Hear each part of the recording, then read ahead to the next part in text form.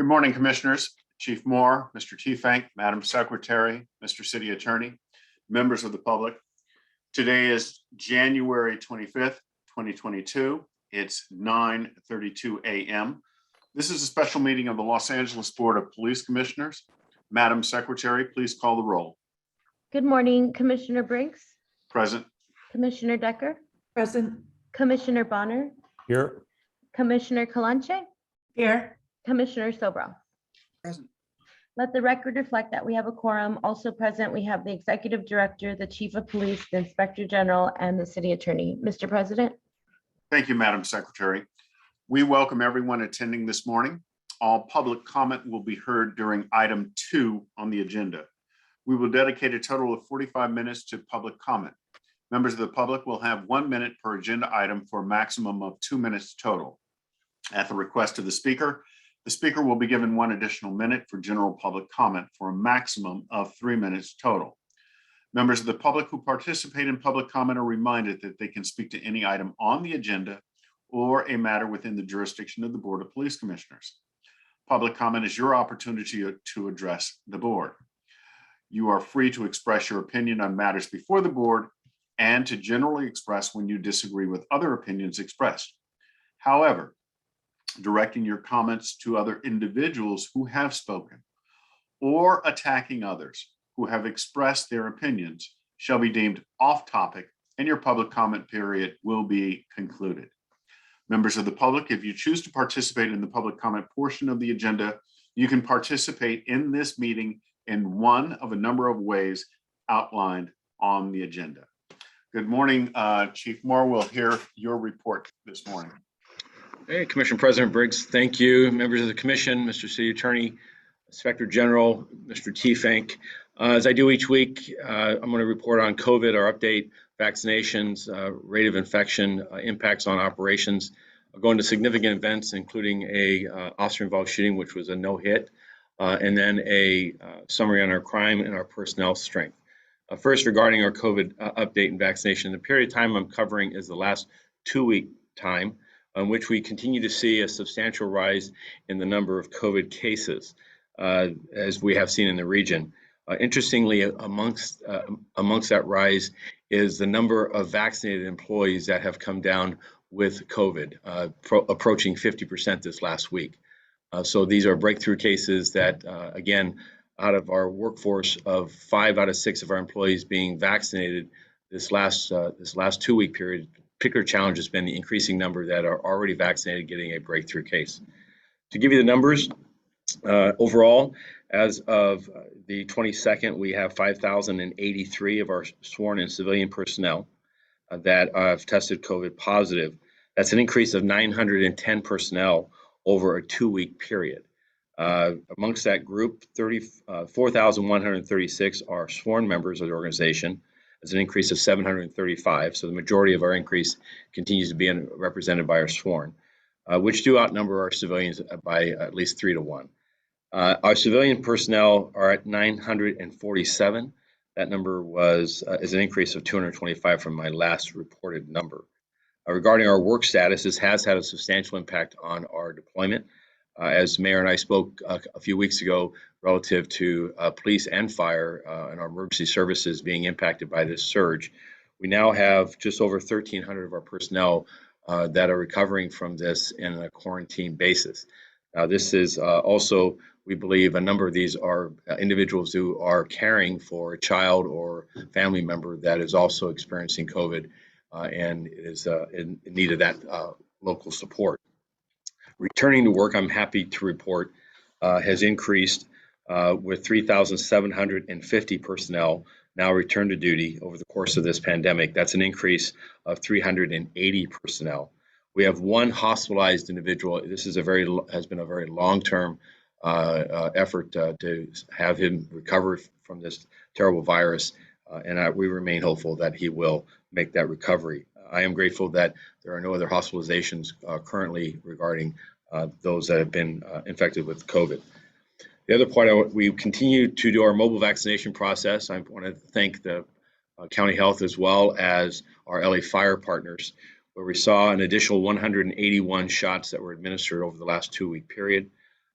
In that group, the majority continue to be boosters or the second or primarily booster shots now is what remains with taking advantage of the mobile vaccine. We remain, as I said earlier, 5 of our 6 personnel are vaccinated, just over 83%. And the last point I'll report on this is the impact this is having on our sworn and civilian deployment is impacting some of our service levels. We have directed for the use of overtime, whether it be radio communications, jail operations, or our uniform patrol investigative resources. We have used an alternative of calling additional personnel in or holding some watches, some personnel over. We're tracking those numbers carefully.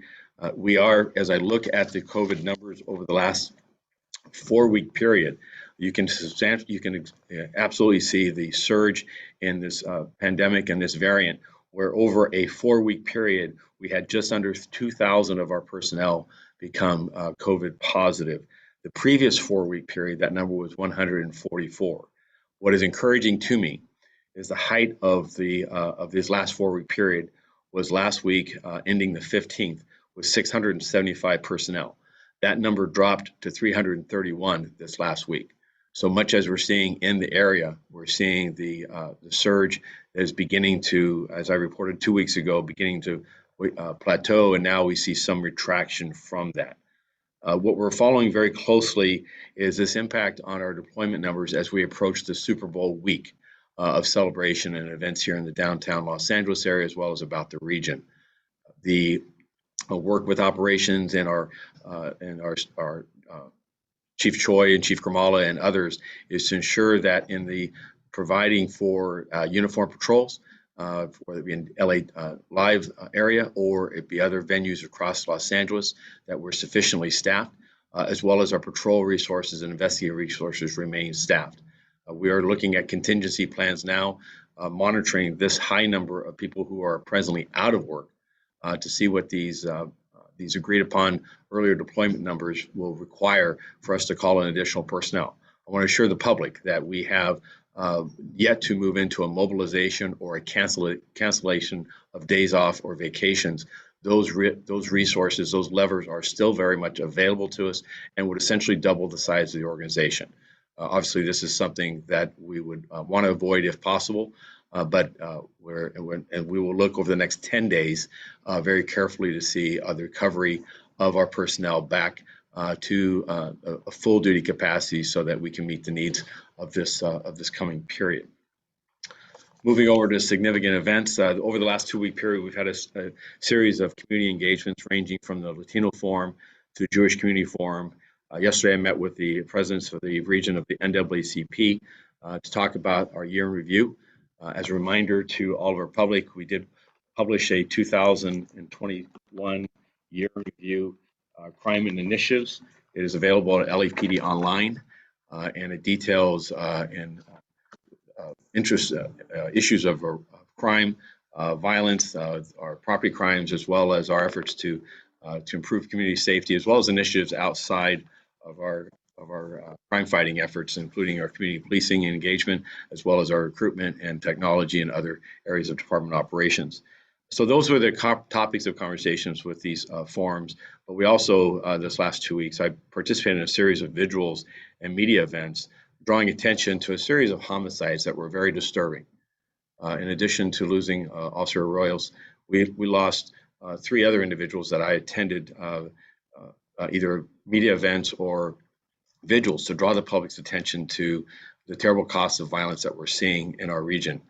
A father, 41 years of age, Alejandro Garcia, was working at Taco Bell and on an overtime shift in relief to supporting his son and staffing that location. He was tragically murdered over a counterfeit bill, a dispute that should never have escalated to that level of violence. And I am grateful for South Bureau Homicide in solving that crime, but it was important also to attend a community vigil that talked about the importance of that life and the significance of gun violence and the terrible toll that it's playing upon us in various communities across Los Angeles. I also attended a media event for the terrible murder of Brianna Kupler and her death, 24 years of age, working at a furniture shop in the Melrose area. I am grateful for both the investigative efforts of West Bureau Homicide as well as our community input that quickly identified after that press account and our identification of the suspect we believe responsible, quickly identified and resulted in the arrest of that individual, and that person is now awaiting murder charges before the criminal justice system. Finally, and one I really remains unsolved, and I believe all of Los Angeles should be paying close attention to, is a 16-year-old girl, Tiana Theos, who lived in South Los Angeles and was attempting to lead a life of like all of us, of a promise and a promising future. And it was taken away from her, where she was murdered and then tragically and just unbelievably dumped, if you will, on the side of the freeway. And while this is a CHP investigation, California Highway Patrol, for that murder, I've spoken with the assistant chief for South Division and offering them every investigative assistance. I've also attended community vigils and are advocating for the people who are responsible for this to be held accountable and for us to identify them. We're also working with our local council office to pursue the provisioning of a reward to help and incentivize that case. But really the incentive should be that we know that in our community that this murder did not occur in a vacuum, and that this young woman, this young girl, was tragically taken from us, and the people responsible are still amongst us, which pose an imminent risk to all of us. And then for justice for this family demands that they be brought, that their identity be brought forward. So people who have information regarding this can bring that information forward anonymously through Crime Stoppers. They do not have to identify themselves, but we are asking for the public's assistance on that. Last few weeks, I've also met with the grid director, Reginald Zachary. I'm proud to announce that he's been appointed the permanent director. He was holding that interim position with Ann Tremblay transitioning back to the city attorney's office, and met with Reginald to understand their ongoing efforts of outreach and engagement, our collaboration. Intervention services, prevention services remain critical. When we look at the increase in violent crime, the increase in shooting violence, where 48% of all shooting victims last year had some type of gang involvement, intervention and prevention services remain critical if we're going to see, as we see, the hopes of moving that number back in the right direction, which is back to lows that we saw, record lows that we saw over those last few years prior to this onset of this pandemic. Additionally, this last week on Friday, I participated in the MCCA White House meeting where the senior advisors in the White House spoke with a number of leadership from major cities across this country to talk about the increase in gun violence and what we're seeing in our respective cities. I was encouraged by the conversation with the senior officials as they spoke about identifying strategies and initiatives that the White House can bring as part of the federal government to strengthen our community's ability to identify those responsible for gun violence and also interrupt the trafficking of guns, which we see as a major fueler or an accelerant to the types of violence that we're seeing in our streets. Moving forward, I did reference that there was a officer-involved shooting which did not involve a hit. I'll report on that now. It occurred on the 11th of January at approximately 8 o'clock at night. On the 11th, Hollenbeck uniformed patrol officers were pulling into a parking lot and began to have a consensual encounter with an individual later identified as Sergio Barado. He's a male Hispanic, 33 years of age. During the encounter, Mr. Barado spontaneously fled on foot. One officer observed him holding a firearm, what he believed to be a firearm, in his waistband. As Mr. Barado fled, the officers went into foot pursuit. During that foot pursuit, Sergio Barado allegedly produced that firearm and an officer-involved shooting occurred. He allegedly threw that firearm over a fence and continued to run from the officers. The officers were able to catch up with him and became involved in a non-categorical use of force using firm grips, physical force, and a taser. Following the taser deployment, the officers were able to take Mr. Barado into custody without further incident. Mr. Barado was not struck by gunfire. He was transported to a local hospital for treatment for taser darts that were removed from his back, and he was subsequently booked for assault with a deadly weapon on a police officer. A firearm believed to belong to Mr. Barado was recovered at the scene. The firearm appeared to be a modified shotgun barrel and receiver and was loaded with a 12-gauge shotgun shell, a live round. There were fortunately no officers or other individuals injured as a result of this incident. Force Investigations Division will investigate this incident, and of course this matter will be brought before me and eventually to this board for your determination as to the officer's actions.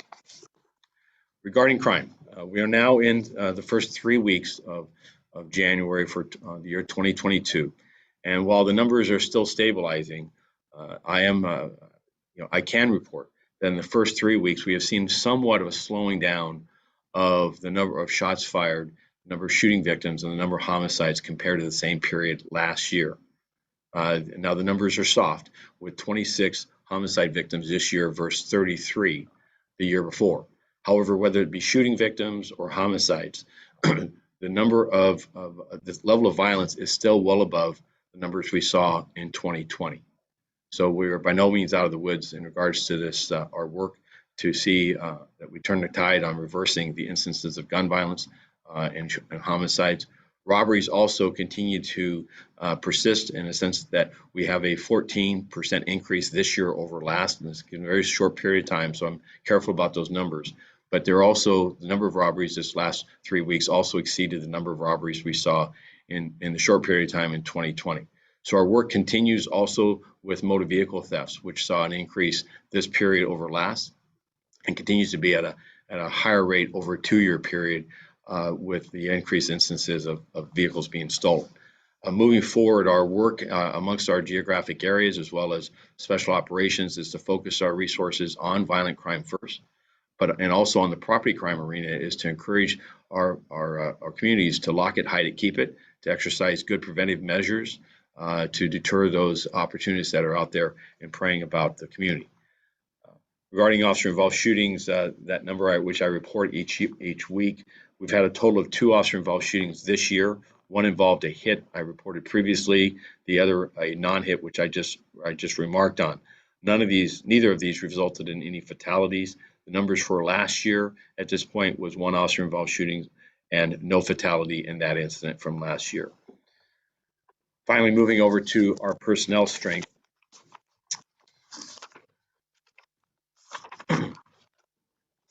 Our strength essentially is unchanged at 9,515 personnel, or sworn personnel, and our civilian deployment at 2,689. These are both below our budgeted numbers.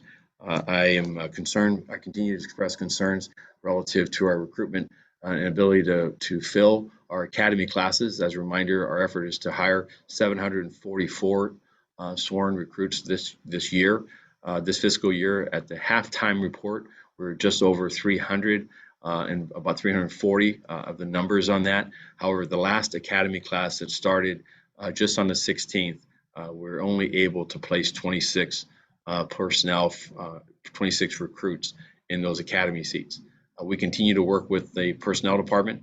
We have loaned now a total of 20 of our personnel to help and assist them in the throughput of processing qualified candidates as to be members to join this organization. This period of loan of those personnel does take some time for them to get some orientation, and I'm working closely with Chief Choi and Captain McCraney out of Recruitment Employment Division to monitor their success as they go there to augment the personnel's resources in the processing of our applicant pools for academy recruits. But this is an area that I believe requires our continued attention as we move into the second half. Our attrition from our rank and file for typical retirements and so forth are scheduled to exceed 500 this year. So our efforts to build and restore some previously lost staffing numbers require that we'll need that 700 plus personnel in order to achieve that modest growth of about 200 sworn personnel within the organization. And with that, our civilian employment efforts also are working and continuing to identify and hire personnel. Remember, our staffing there, we are scheduled to move above the 2,800 mark. Critical to that is a number of sites such as our communications division, custody services division, security services division, where those staffing there in the absence of civilian professionals oftentimes require to be supplemented by sworn personnel.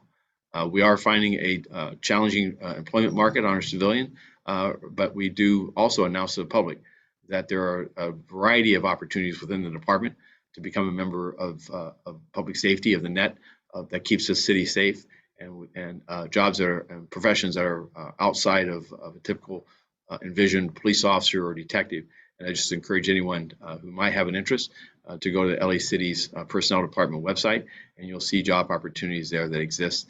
And many of those are open hiring processes that have open lists for applicants on an ongoing basis. With that, that concludes my remarks, and I'll be happy to take any questions or concerns. Thank you, Chief. I'll pick up on the last topic that you were talking about, recruitment for sworn personnel. On the last time Captain McCraney was before us and gave us the presentation, we discussed potentially going outside of the Los Angeles market, also potentially going into historically Black colleges in an attempt to recruit, and not limiting it to historically Black colleges, but that being one of them, but also colleges nationwide to recruit those college students who had expressed an interest in perhaps criminal justice from the type of coursework and majors that they were undertaking in college. What efforts have been undertaken since we last discussed that here at the commission? You're on mute, Chief. Sorry, got to do that once a time at least. Okay, that's been somewhat muted by two things. One, the COVID pandemic, but secondly, us realigning our personnel to assist personnel department in processing applicants. We're mustering everything we have in order to improve the time it takes for applicants that are sitting in the queue waiting to be examined and determine whether they meet the high standards and qualifications needed to be a police officer. And so while we continue to be, want and desire to have a diverse pool, and we'll work in that endeavor, I'm also very concerned about these third month in a row, well below our stated goals for staffing, and we're trying to bring everything we can to personnel department to get those numbers back to the numbers where they should be. So it's impacted by the struggles we're having right now with getting applicants in seats, and also just the impact of COVID relative to campuses and how many people are actually attending those schools, and what we see as a marketing opportunity to actually have material influence where we materially get qualified applicants in the process to get them in the seats and hire. So it's a longer term investment, I will say, that's needed for diversity and equity, to ensure that we're representative not just with African Americans, but AAPI and with women. And that you have our commitment, my commitment, that we're going to stay committed there. But right now, we've got a significant issue with not being able to process, in my view, sufficiently the number of applicants that we have waiting in the queue. And that is so. I mean, from Maslow's theory here, I've got to prioritize first things first, and get these academy seats with qualified applicants. So let me understand it, Chief. We have, let me just pick a number, 3,000 applicants in the queue. And essentially what we have is a city personnel department who's not processing the applicants that we have in the queue fast enough to put them in seats in the academy. Is that essentially what's going on? Well, yes. It's essentially our desire is an applicant for this department to be a member, to be a sworn member, that we go through the series of tests and examinations. It's a 7-step process.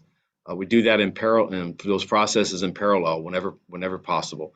And we have those academy seats filled by those applicants within 90 days of their application. I think that is too long, but I would be satisfied with that as be a substantial improvement over our performance today. And so with, say, 3,000 applicants sitting in a pool, and if we only hire 1 of 10 from that, which is possible, there are, from my calculation, that's a lot of people there that we could be sitting in an academy class, and we should be having those conversations. If we hire 10 out of 100, they're out of 3,000 applicants, you've got 300 people that would take care of most of the variety of the rest of the year. Now, we recognize that the applicant pool, the quality of that pool, may not allow for 10 out of 100 to actually be hired. But I also worry that we're treating applicants, qualified applicants, because they're going to the agency that calls them first. And so the rush to this is getting qualified applicants, getting in process, and getting them in seats. As just an adult living in today's world, this is a very tight labor market. We see operators all throughout the country, private and public sector, having to reduce service levels and times and availability because of the scarcity of labor. So it does not, in my view, bode well for this agency to take months in order to identify qualified applicants. So Chief, just to break it down one more time, the 20 officers that you've sent over to the city's personnel department to assist them with evaluating these applicants. Are our department personnel, the LAPD, are they conducting background investigations, or are they simply doing administrative work for the Department of Personnel? The initial work is to supplement the background investigators that are currently existing at personnel. We're working within personnel's system, and their request is for us to be doing background checks in the sense of running criminal histories, checking employment backgrounds, and in support of a primary background investigator.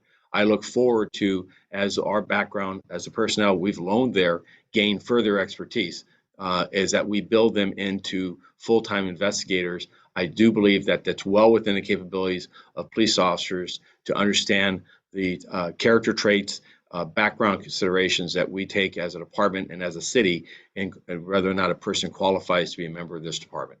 And I do not believe that that is something that should be the entirely the domain of a personnel analyst. And certainly we recognize that you don't have to be a police officer in order to essentially qualify individuals or disqualify people from being qualified. We'd want to use personnel analysts as a more efficient means over time, but in the absence of those personnel staff in those positions, then police officers are being called for this, as we are in many instances, to fill in where the absences exist in order to allow this organization to continue to restore and, at this point, even meet attrition. And that is a significant concern. Thank you, Chief. I'm just going to ask one more question before I open it up to the other commissioners. Recently, the governor was here in town, famously helping to clean up trash along the railroad tracks from the theft going on at Union Pacific. And I understand that the governor pledged a certain amount of money to help local law enforcement. I think that's what I read in the newspaper. Do we anticipate help from the state in that regard to set up special task force to deal with thefts? And if so, when can we expect this assistance? As I understand currently, the budget's proposal, the governor's proposal that he announced last week is forward-looking to the next budgetary year. It is not immediate. He had announced some earlier organized retail theft funding and support of the CHP to focus on the instances of smash and grabs that we saw in around the November frame of last year. And the department is currently working with the Department of Transportation for improvements to the rail transport site that would make physical improvements that would deter what we believe are individuals that are looting or burglarizing these containers for the merchandise that's inside. And lastly, we'll continue to work with Union Pacific Railroad for them to ensure that their operations recognize the value of the cargo, not just in dollar value, but our attention was first drawn to these instances of thefts by what we later determined through an arrest of an individual in possession of a firearm, that people were looting or breaking these containers and stealing firearms, tens of firearms, because all types of merchandise was being transported by these containers. And so that gave us a significant concern as a source of further violence in the city, as people were capitalizing on the transport of these containers with having little or no policing or security services there.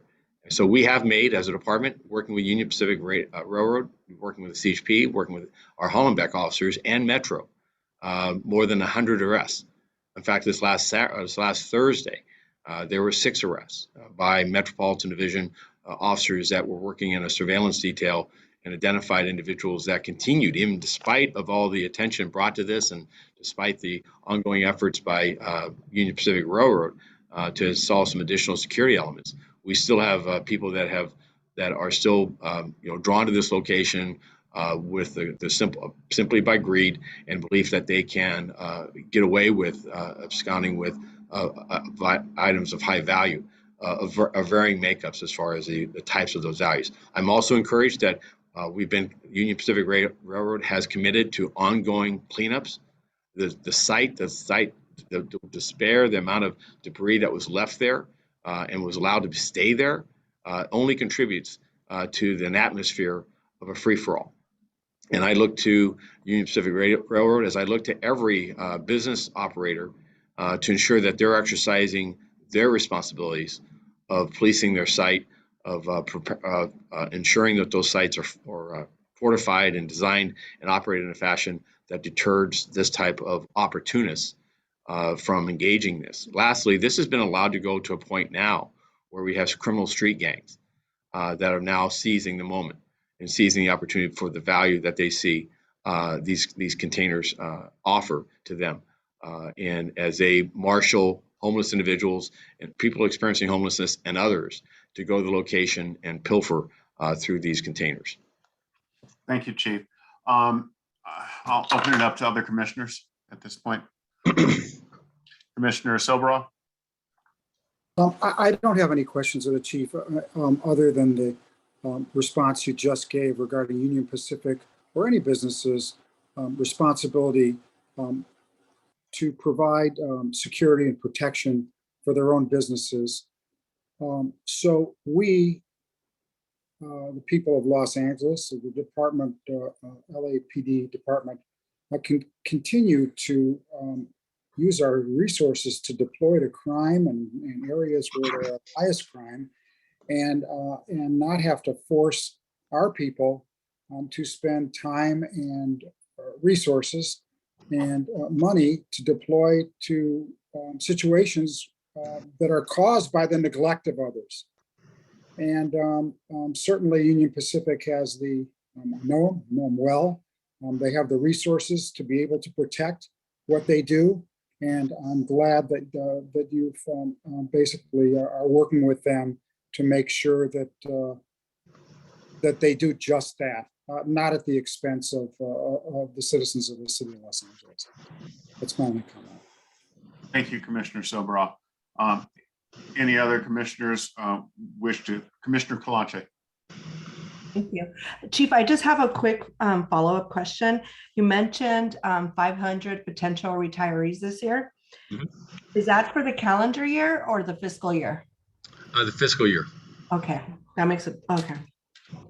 So, so it's really important that we get those hires, those new hires. Okay.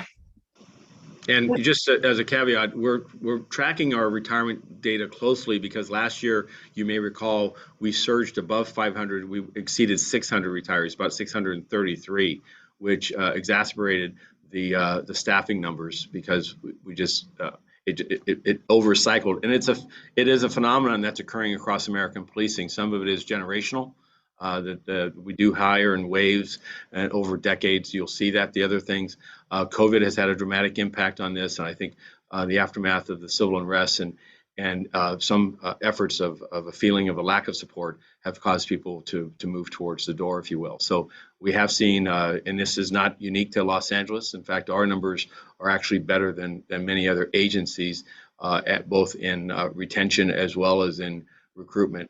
But these are times that certainly why I'm concerned about the last three academy classes. They need to be at the 60 number. Yeah. So you're anticipating by mid-year 500 or so retirees. I'm anticipating between now and July 1st an additional 250 to 300 retirees. Oh, so hire and we have about a 15% attrition rate in the academy. So, and it varies. Some academy classes are as low as 10%. Some are higher at 20 because of just qualification and people not meeting the standards. So to hire 500 with a 20% attrition rate, you only have a throughput of 400 personnel. So hiring 740 with a 10% attrition rate gets us about 660, 670. I'm working the math in my head here. So the point here is that we've hired about 340, and we need to double that, and a little, in fact, a little more than that in the remaining months that we have left. Got it. This is helpful. Thank you. That's Thanks. it. Thank you, Commissioner Kalache. Commissioner Decker? Thank you, Commissioner Briggs. Just to follow up on this effort, and I thank my colleagues who asked questions I was concerned with. But first, Chief, if I understand your prior answers correctly, while you've dedicated additional personnel to help with working with the personnel department to ensure we get qualified people into the academy, I take it from your answer, and I just want to be sure it's correct, you're not only monitoring whether that effort will be successful, but you're looking at other efforts in addition, so that the department does everything possible in order to complete its hiring goals for the year? Yes. This is not just limited to investing in personnel. Our outreach and engagement, it's not an either or, but we are prioritizing the staffing on personnel as an emergency measure to bolster that timeline, to improve that, ensure we don't lose qualified people. However, we still have personnel within recruitment that are engaged in mentoring and if you will, accompanying recruits through the process to encourage them to stay not just interested, but timely completion of these tests so we can get them into those academy seats. And then outreach and engagement with over the MLK weekend, we had members from our recruitment and employment division that were doing outreach within the venues in South Los Angeles. That's just one of the outreach. Those activities are hampered today, much more so than what they were, pre-pandemic. But we are still engaged in the outreach to the community. And in all candor, this conversation helps also identify to applicants that we're hiring. And our desire is to hire you that are qualified quickly, and not to have you languish in the process. This is an agency that I believe promises a great future for police applicants, and we look forward to all applicants submitting and us working with you to get you in those seats as quickly as possible. Thank you, Chief. And can you briefly explain, in addition to hiring, what efforts are underway in the department for retention efforts to ensure that the retirements do not exceed expectations, or perhaps this year could be lower than expectations? If I feel like with the drop program, there are some folks who are maxed out, but can you explain your retention efforts? So it's recognizing that wellness and well-being is important aspects of strategies within an organization to care for our people.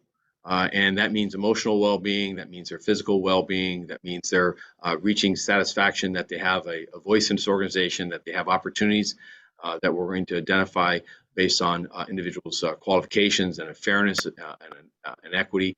It's what our diversity, equity, inclusion plan on our internal messaging is meant, is to improve work conditions. We're currently assembling a survey internally to test the sentiments of our people and identify what are ways in which we can improve their satisfaction and their retention, if you will. It's not just selfishly in the sense that we want to avoid them leaving, though that is part of it.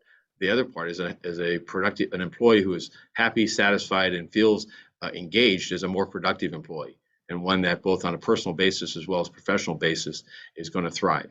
And so the looking at various strategies of that include, we recently are reviewing the way we rate our employees, a critical element that is, has varying opinions as to how do we accurately in a timely way go about and rate the performance of employees so that they feel that their efforts are recognized, and at the same time that they're fair and that we recognize based on merit and performance, and it's not arbitrary, and it's also not retaliatory or mean-spirited in its application. So promotions and upgrades, how we want to see the women, particularly in this organization, continue to grow through the organization by looking at job design. So there's a number of different strategies, if you will, and that's including, I'm proud of yesterday we met in our senior staff meeting, and the Office of Operations, as it announced its plans for 2022, one of the particular areas of focus was wellness. Vertical staff meetings was identified. The importance of listening to our employees and hearing from them, meeting with them, being highly visible, modeling the behavior we want to see, but also recognizing and bringing commendations before our people in roll call settings where command officers are visiting those roll calls, not to just give direction and guidance or in fact to improve performance when we fall short, but also to recognize the outstanding work that's being done by our people and give that praise. So this is a consistent with, and I often reference this, the then President Obama's 21st Century Policing Report, which the department was showcased in. Wellness, well-being of policing improves policing and improves not just recruitment and retention, but improves the services that we build as we build trust in our communities. So that will be and will continue. That was, and as we looked in 2021, it was how do we build resilience? How do we deepen people's sense of satisfaction and their ability to withstand the terrible impact that COVID has had on them personally as well as and their work. But as we go into 22, we will be continuing that. When we look at the impacts, that there's just a lot of pressures on our people today outside of policing and in policing itself, and our intention is to work on that as a solid and consistent message. Thank you, Chief. Also, I want to thank you for recognizing Mr. Zachary, who's been appointed the director of the GRID program. We all know, worked in that area for many years and is dedicated, and certainly wish him the best of all the best in his efforts in that area and in working with the department in improving safety for our city. So thank you, Chief. Commissioner Briggs, thank you. Thank you, Commissioner Decker. Commissioner Bonner, do you have any questions? Just one, Chief, please. I wanted to go back briefly to Tione Theus, the young girl that was found on the side of the freeway, I believe at 110 in Manchester or thereabout. I believe she was found on around January 8th, I think, and you mentioned that you had spoken recently to the CHP leadership here in Southern California. Is there any, and by the way, I'm assuming that they are leading the investigation because of where she was found, I believe. But yeah, but just wanted to understand, is there anything further besides the fact that she was apparently shot in the neck and found in the location where she was found? Any other further details that's come about relative to the circumstances of her murder or who may be involved? Not for public discussion, meaning that the CHP, the leadership, has assured me that they have leads that they're working, and as well as forensic work that they're pursuing to identify the individual or individuals responsible for this terrible crime. But they have not yet identified a suspect description, if you will, and or a vehicle or other transport that would have been involved. So it is a I'm respecting their investigation by by recognizing that their information that they're having, they're choosing not to push out at this point because they don't feel that it's going to be productive in identifying and bringing to justice the person responsible. However, from our South Bureau homicide personnel, as well as 77th, that have been both our line personnel as well as our community members who are very interested in ensuring that the killer that was responsible for this terrible murder is identified. We remain committed to helping them however possible, whether it be through rumor mill, whether it be through posts on social media. There's tips and leads that are out there that we continue to pass on to them and encourage them to, and I know, and I'm confident that they're committed to finding the killer as well. But we're trying to do everything possible to be helping hands without interfering with them. Thank you very much. Thank you, Commissioner Bonner.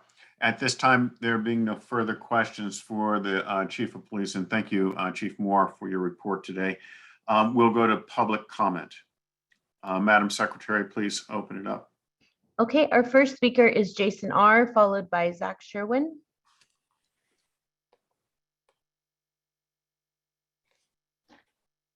All of them. Okay, 2 minutes. So I want to know why the LAPD felt it was appropriate to feature Sergeant Ryan Lee, the black pig who murdered Grishario Mack, in your MLK dedication video. Y'all put a black pig who murdered a black man at a black mall on MLK Boulevard in your MLK tribute video. Do you take any issue with this, Bonner? I want to know why the LAPD felt it was appropriate to do an MLK tribute video when you haven't sustained a single racial bias complaint against your officers since 2010. Do you take any issue with that, Briggs? I would imagine it was Stacey Spell, head of your media relations division, who spearheaded this bullshit, and even more telling that he's black. All these black pigs and pork chops upholding white supremacy. You know, it made me laugh hard when I read that Moore had a reputation as a data expert. You mean to tell me that Musty Mike was actually once known as Math Mike? So as the top brass of LAPD descended on 77th Division a few weeks back to report on crime statistics, I noticed a trend while I was situated outside. Almost every pig that came out of that station was maskless. Go figure. And this station actually topped the public health list of COVID outbreaks for LAPD facilities. 77th, need I remind you, is this commission is also where you jail our people. So how many people test positive as a result of being caged here? In fact, y'all made a big deal last year about Sergeant Patricia Guillen from the 77th Division who died of COVID, but still haven't produced a report or presentation on how many of your officers have received any type of discipline for not wearing masks during a raging pandemic. Now, as Moore said, there was 910 cases over a 2-week period, 735 represented your sworn pigs, and 50% of those cases are with pigs that aren't vaccinated, if I heard that correctly. What's up with the December 18th mandate? What's the update with the pigs who refuse to get vaxxed? Are they part of the 735 cases of your sworn personnel that have been infected? Are they sitting out on the 24 days of getting sick pay while their other buddies are getting overtime? Briggs, I'm so glad you were able to be present for your first real press conference. Even though you had it in the fortress that is 77th Division, you still heard me loud and clear, didn't you? You see, I had to serve as the public's voice in police affairs that day since you never have. And Briggs, for you to bring up the Union Pacific train thefts proves you are a different breed of bootlicker. This narrative of train thefts is not grounded in reality. Union Pacific reported a net income of $6.5 billion in 2021. They laid off thousands of employees, saw record profits as their numbers grew, as their volume grew, and have seen a decrease in cases of theft since 2019. And here are some numbers for reference, you fucking idiot. 78 cases in 2019, 56 cases in 2020, and 47 in 2021 that were presented for filing within the DA's office, and 20 of the cases in 2021 were thrown out. So fuck this whole narrative, this whole propaganda narrative. We need more money for cops, all that other bullshit. And I want to lastly say is, why is it, 4D, y'all know you didn't have to put this whole thing on the agenda and could have easily just told Steve Soboroff to shut the fuck up next time he wants to repeat his LAPPL talking If points. this jerk isn't just attacking everybody, why should he be on? I mean, come on, we set rules, let's live by them. Okay, our next speaker is Zach Sherwin, followed by caller ending 4952. I'd like to speak to all items. Okay, 3 minutes. So interesting to hear the kinds of things that can occur on this meeting that provoke Steve Soboroff's ire and the things that don't. Really, really interesting contrast that we just witnessed.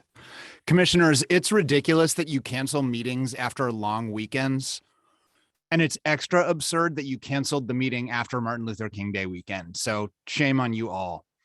How is it okay that week after week, Steve Soboroff, who everybody knows is just like the most hollow, morally repugnant person on this commission, turns his camera off as soon as public comment starts? I mean, Commissioner Bonner is the only one of you who even makes an attempt to make eye contact with the camera during public comment, who bothers to show even a modicum of like acknowledgement that it's happening. The rest of you are currently looking away. Commissioner Briggs, how do you tolerate the fact that one of your commissioners just goes off camera as soon as the public comment part starts? You're the citizen's voice in police affairs. Commissioners, after some leaked emails emerged this week, we now have even further confirmation that you're viewed by the mayor's office as, quote, loyal soldiers. Not that we needed more evidence, but I guess it's good to get an even clearer picture of who the 5 of you are and who you are not, which is an independent oversight board. Chief Moore told us that half of the department's 5,000 cases of COVID occurred in people who are vaccinated. The chief didn't clarify if they're boosted too. That would have been some good information to know. If they aren't, then of course they got COVID. Those reports are meaningless. And also that means that there are like 2,500 cases of COVID with people in people who aren't vaccinated, which we're paying for. Also, it seemed like we were supposed to be impressed by the fact that 5 of 6 officers are vaccinated. That's 83% of people. It's a B minus. We deserve more. Chief Moore, you seem to be able to muster lots of chagrin and express it about the 16-year-old girl who was found shot to death on the side of the highway. Yes, of course, it's fucking awful. Why are you not able to extend that kind of emotion to the 14-year-old girl who your officer killed when he went in blasting with a military rifle in at the Burlington in December? Not a syllable about it, not even an acknowledgement that the killing of the 16-year-old girl is evocative of killing someone who's even younger. You give us this rhetoric about how her life was getting started and she just wanted to go. Yes, of course. And the same thing was true about that 14-year-old who your officer killed. Do I have any expectation that anything meaningful is going to happen there? I certainly don't. The double standard is appalling. You are morally bankrupt, Chief Moore, and you should have been out of your job months, if not years ago. The money grabs that this police department makes are, it's just astonishing. In addition to the billions you get, you've gotten $4 million in grants and donations in January alone. Okay, thank you. Next, we have caller ending 4952, followed by Betty Lay.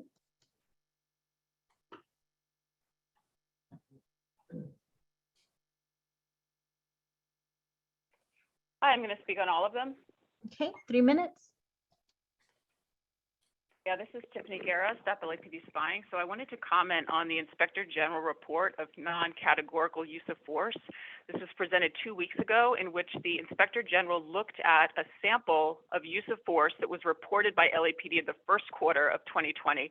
And this was confusing to me because in both the presentation and the report, the Inspector General gave the impression that the audit revealed not much wrong with the LAPD's process in reporting its own non-categorical use of force.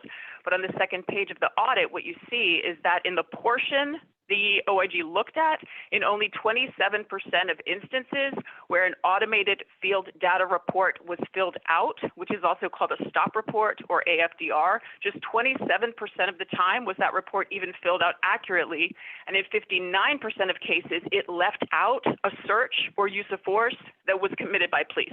So and just to clarify what we're talking about, this is a stop report or AFDR, which people may remember from the review of stops we had previously, but these AFDRs are different from field interview cards, which focus on getting information on the person that stopped. So these AFDRs are what police in California are required and supposed to be filling out in most cases in which a person is stopped or detained by police, to note that the stop is being made, under what circumstances. These are the kinds of things that cops are supposed to be reporting under California law. But what we see instead is that in the times where this AFDR was filled out, 59% of the time, LAPD performed a search or used force on a person, and it was not even documented. So it was confusing to me, with all these instances of force being left out, that the OIG could even make conclusive remarks about LAPD's non-categorical use of force, except to perhaps conclude, as the community has been saying, that it is systemically underreported, even as we are told these lies about self-reporting and audit systems that give the promise of transparency while people's rights continue to be violated. And we know who is impacted the most by this, because it is the Black community that is most frequently stopped and searched by police, even though contraband is most frequently found on white people who are stopped. And that has been true across different years and even in different cities. And this fits with a pattern, including in the 2019 stop data audit, which showed the same issue with these stop reports and how they were missing information, most commonly leaving out when a search of a person was conducted. And none of this is shocking. the police are doing as designed and intended, but this reminds us that self-reporting by police and audits of the police systems only protect the institutions while people's rights continue to be violated. Further, related to bias and implicit bias, when you hear a volunteer for LAPD, a CPAB member who consistently speaks here in a public meeting, making statements that refuse to acknowledge race and actually indicate they are proud to reject the notion that race exists, like there's just one race and that's the human race, that's a fucking red flag, because that person is actively denying that racism exists in people and shapes our actions. Okay, thank you. Next, we have Betty Lay, followed by caller ending 5417. Can you hear me? Hi, yes. What items would you like to speak on? Chief's report, some of the agenda items and public comment, please. Okay, 3 minutes. Okay, first off, I want to let it be known that I do support LAPD. I do support Chief Moore, and we should respectfully agree to disagree with some of the people on.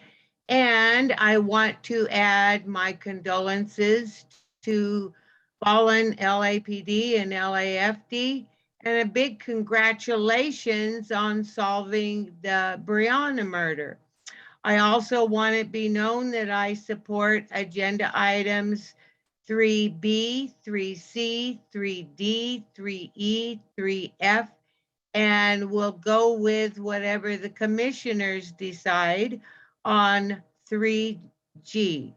It's very important that everybody stay healthy. We need to work together. And yes, there's several different races out there, but they're all human. So with that, I'm going to yield the rest of my time. Please stay safe and healthy. Thank you. Okay, thank you. Next, we have caller ending 5417, followed by Oscar Portillo.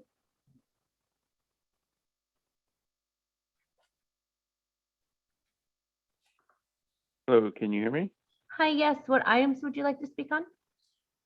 The chief's report and public comment, please. Okay, 2 minutes.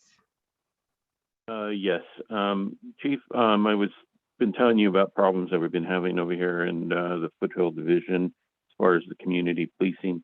Doesn't seem to be any kind of relationship with the community. And like Mr. Soboroff said, yeah, that our community does not report a lot of the crimes that are going on for reasons they're probably intimidated, feel that they're going to be retaliated against. But I don't seem to be getting any communication with the Foothill community policing here. I do support the police.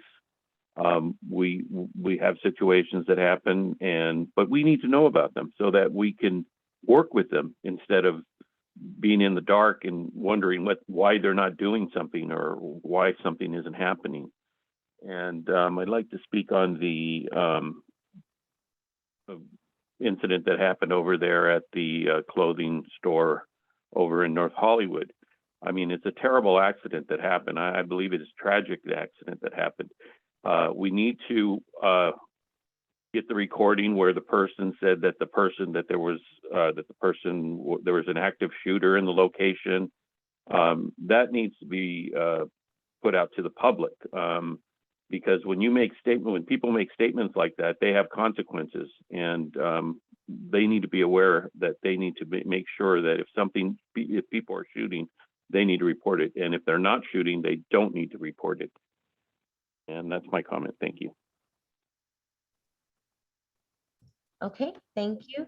Next, we have Oscar Portillo, followed by Bill.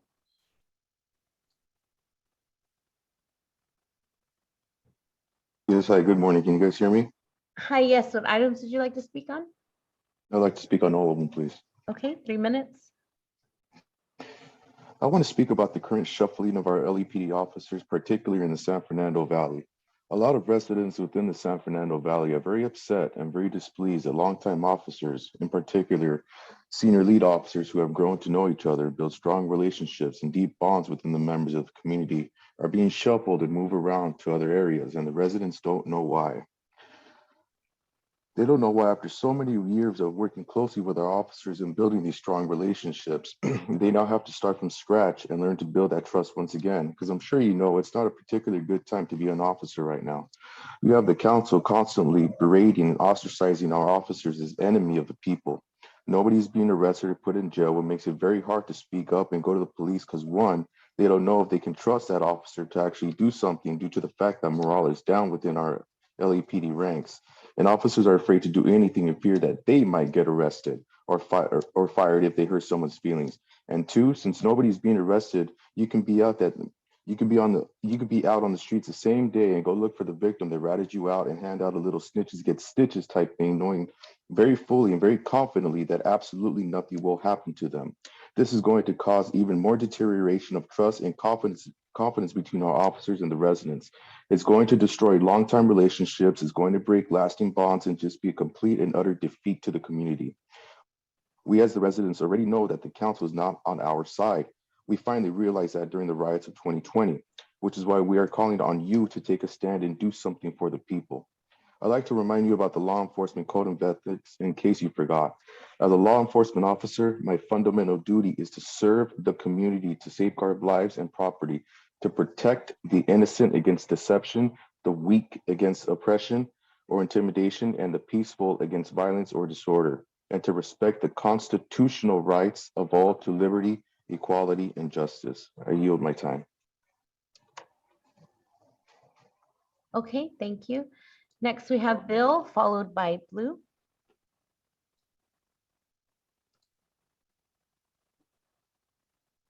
Yeah, I'd like to speak on all items, please. Okay, 3 minutes. It's disturbing again that the COVID situation is impacting the performance of the department. I don't see though that the department has been addressing the issues I raised a few weeks ago, where people are getting tested and it takes 4 or 5, maybe 6 days to get the results, making the test sort of meaningless. Also, if we're hearing that so many of the officers, over 50% that are testing positive, are ones who were previously vaccinated, to only be testing unvaccinated officers and not testing the vaccinated doesn't seem to be a scientifically borne out sort of system. So I think you need to either stop doing tests that don't mean anything, that take days to get results and hurting morale at the same time, or also look at doing tests for the people who are vaccinated to try to catch them before they're impacting people. What you're doing scientifically just does not work. Also like to talk about your recruiting efforts. For a long time, the department's had the attitude, we don't need to do a lot of recruiting. There's so many people coming to the LAPD, we can pick and choose. Well, obviously those numbers are not bearing it out right now. But if you do try to recruit people and it takes as long as it does, people are going to go to who's going to give them a paycheck faster. You need to really start looking at why the thing is so slow. And I'd like to turn it to the civilian side. 2 years ago or so, there was a big campaign to bring more volunteers on board to the LAPD to try to free up sworn officers to do real police work. Well, trying to become a volunteer these days is taking longer than ever. In my division, we had a whole web page on all the things you could do and where you could go and where you could help. The department did a revamp of the website, took off all that information, rendering all of our collateral material useless that directed people to that site for more information, and it can't be brought back. You need to look at this as a business. Who are your customers? If you're trying to get people to buy into recruiting, buy into volunteering, you need to advertise. There is no advertising that I can see whatsoever on how to become an LAPD volunteer, why you'd want to become an LAPD volunteer, how you become an LAPD volunteer, and what the benefits to you and the community are of being an LAPD volunteer. I really challenge you to look at why some divisions use their volunteers to a very high level and others don't. Captain may just not believe in the volunteer program, so he restricts them to passing out flyers or doing meaningless work. Others, you get a high reward of satisfaction. So I encourage you to look at division by division how volunteers are being used and challenge the captains to utilize them to the full advantage and to challenge the department to go find and recruit more. Thank you. Okay, thank you. Next, we have Blue, followed by Haram Cormier. Good morning. Can you hear me okay? Hi, yes, what items would you like to speak on? All of them, please. Okay, 3 minutes. Okay. Good morning to the commissioners and to Chief Moore. Thank you for your report. And we just want to echo the violence in our communities is absolutely horrendous, especially the gun violence. After what happened, of course, with Officer Arroyos, excuse me, and the smash and grabs and the young girls being killed in a furniture shop and the young girl off the freeway. It's absolutely heartbreaking. So to that, I want to say thank you, Chief Moore, for stepping up with the academy classes. You have a lot of fine young women and men that are interested in being police officers. We know LAPD is, if not the finest police department in the country. You're known worldwide as being, one of the best police, divisions, even around the world. So we're proud to have these people. We encourage them. And being a police officer is a job of integrity with a big heart. We've seen that the other day. Thank you for releasing the video of that police sergeant saving that little baby's life, a 3-year-old, as their parents are just, desperately just falling apart. It was nice to see that, our police are truly heroes and we appreciate them. It's nice to have that relationship in the communities, as the other caller was saying. Maybe that's something to add to an academy class after, being assigned their division, maybe going out and going into the community and just introducing themselves to shop owners and to community members. And, maybe that could be the first day on the job, because it does make a difference. 99% of good, hardworking community members that live in these communities in LA, myself included, really appreciate them. We want more police officers, not less. So with that said, we just want to let you know that, we're proud of them, and I hope that, the numbers are met.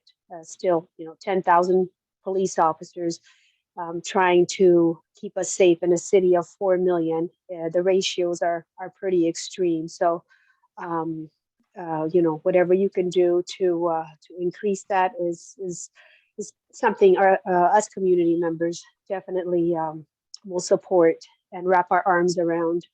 And with that, I just want to say, please pass the message along that we do appreciate them. Chief Moore, when you go into the roll calls or the meetings, let them know that, we, the people that live here, support and appreciate everything they do. Thank you for your time. I yield the rest of my time. Okay, thank you. Next, we have Haram Cormier, followed by Steve Rogers. Yeah, all items. Okay, 3 minutes. Yeah, so we do not appreciate the LAPD in any manner at all, in any type of measure at all. There's nothing to appreciate. What is there to appreciate? What, somebody shook your hand and spread COVID to you because they ain't got no mask on? Is that what you appreciate, Blue? Or any other caller on here talking about just the nonsense that y'all spew? I mean, it's amazing to hear one caller said, Betty Lay's punk ass said, oh, congratulations, bitch, fuck you. Caller You feel is me? off topic. Nigga. Madam Secretary, please go to the next caller. You are attacking another caller, which is prohibited. Okay, our next speaker is Steve Rogers, followed by Richie.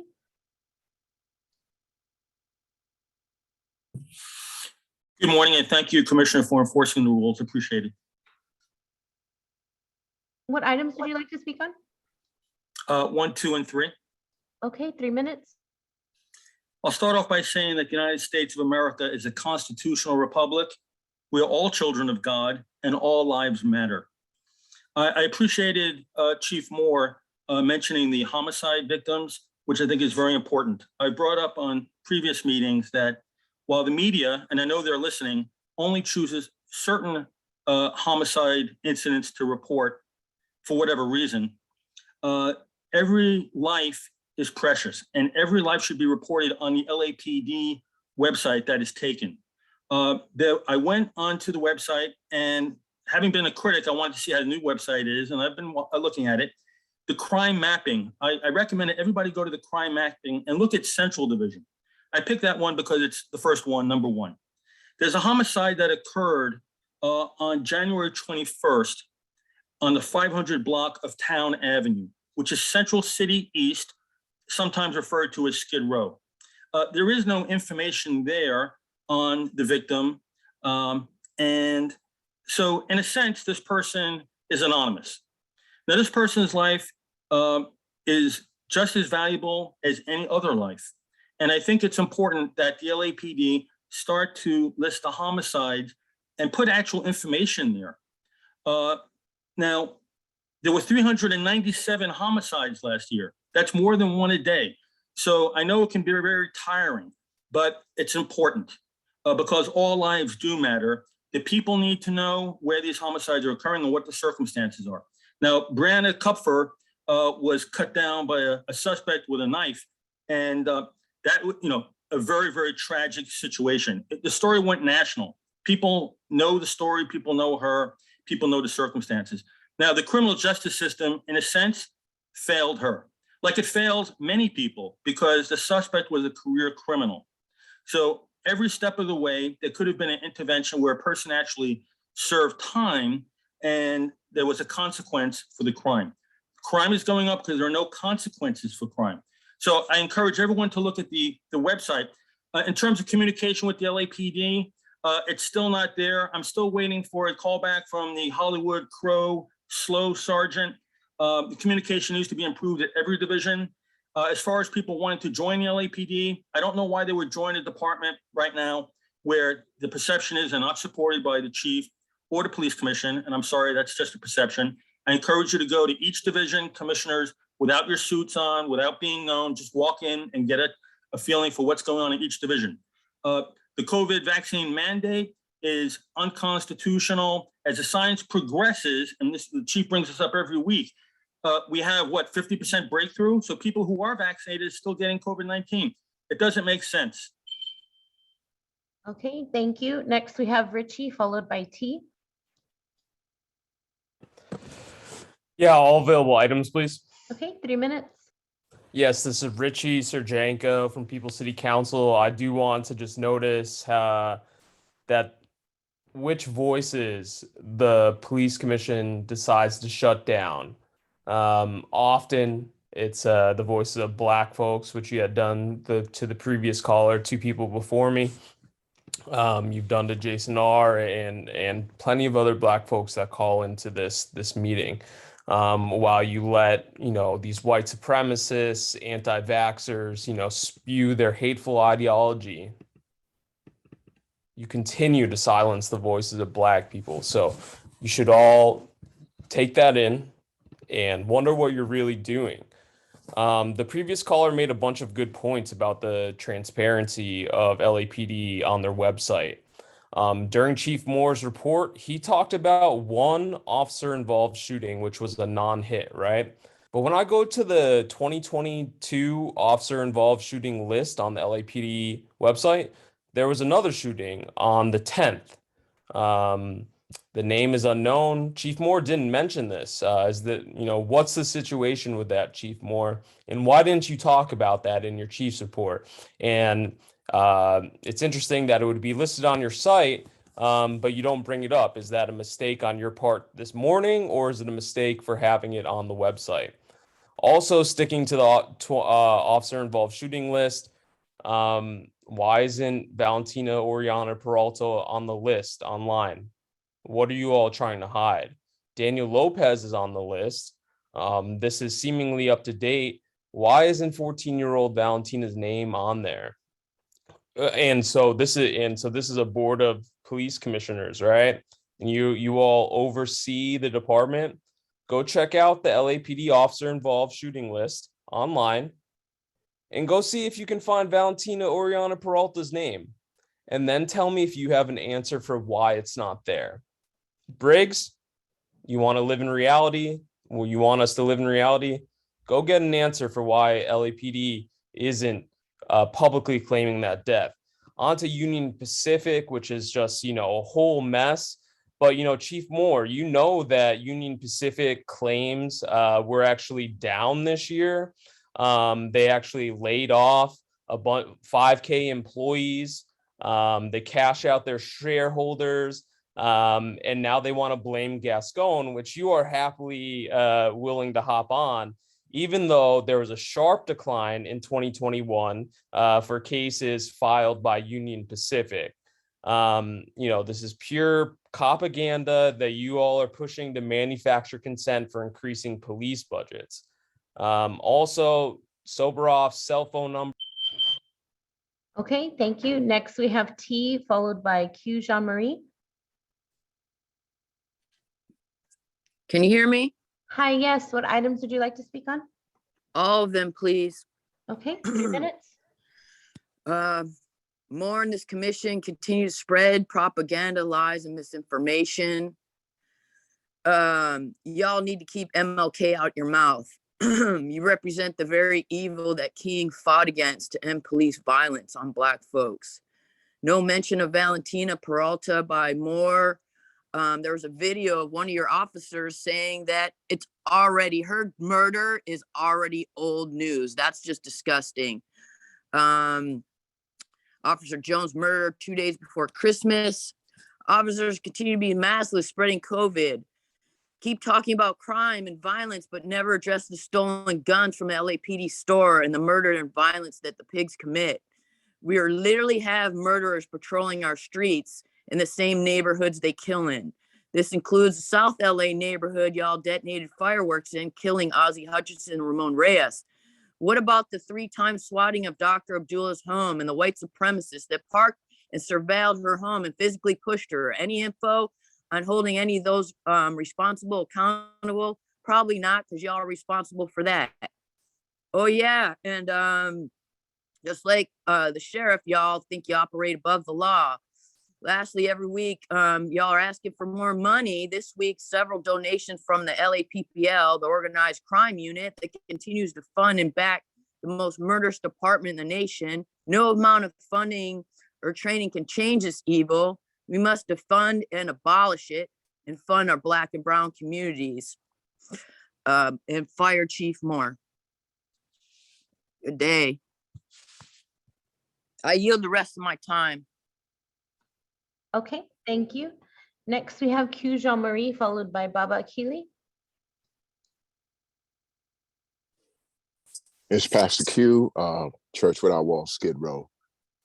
As it relates to Dr. King, I didn't see the tweet, but I heard that the LAPD tweeted that they were honoring Dr. King by arresting people, and that's how they honor Dr. King. And so if that is the case, and if that's true, why would you think any Black people would want to join the force if you don't see a problem with that statement, right? I've been coming to this commission since before 2015, and it seems like a Jekyll and Hyde situation, right? It's one group of people in our community, generally the wider part of our community, always supporting everything LAPD does, and the brown and Black folks are opposing what LAPD does. There is a Jekyll and Hyde situation. And so when we say community, we have to be specific because we're not talking about the same community. LA is not a homogeneous community. All lives should matter, but all lives don't matter, right? And so we need to be clear that the fact that we can't mention Valentina's murder with the same breath that we mention everyone else, it makes it clear that it depends on who is committing the crime, whether or not we're going to lift those things up. The other thing that's a problem is when you have officers from the very beginning who refuse to take precautions. They refuse from the very beginning. How can we take them serious? I'm not surprised that 5,000 officers are infected with COVID. They refuse to take any precautions. I work among the homeless, houseless folks every week. And knock on wood, thank God, I haven't caught COVID because I've taken the necessary precautions that we need to take, even though I'm in the midst of people every day, every week. I never stayed at home, right? And so when you have these officers who are dealing with the people they don't care about, and then they catch COVID, and now we want to act like, oh, this just happened because this variant is the way it. No, they never took precaution. From the very beginning, they did not care. They made it very clear and they sued about it, right? So when we have all of these things, then how are people going to take it serious? And as it relates to crime, when you talk about crime, we've got to be very clear that when we talk about crime, we talk about crime in a vacuum. We need to talk about the fact that people are having to deal with moratoriums. People have lost their jobs. We even tried to blame the fact that COVID happened. We tried to blame those crimes on Black folks. We try to blame those crimes on the uprising. The reason why nobody's joining the force is because they realize it's Jack. Okay, thank you. Next, we have Baba Akili, followed by Karen Purdue. Yes, this is Akila, and I'm speaking to the most murderous police force in the country, murderous and corrupt and inept police force in the country. And according to the mayor's former chief of staff, you all should be loyal soldiers. So, you are living up to expectation. And once again, this idiotic notion and fear, quite frankly, of 45 minutes for public comments is a way for you all, quite frankly, to not hear what the public has to say and to try to hide from it. And you all need to stop all this hand-wringing about gun violence. There are over 400 million guns in America, in the US, and there are only 300 people in the country. And so until we're willing to actually deal with, common sense gun reform laws, then y'all need to stop that.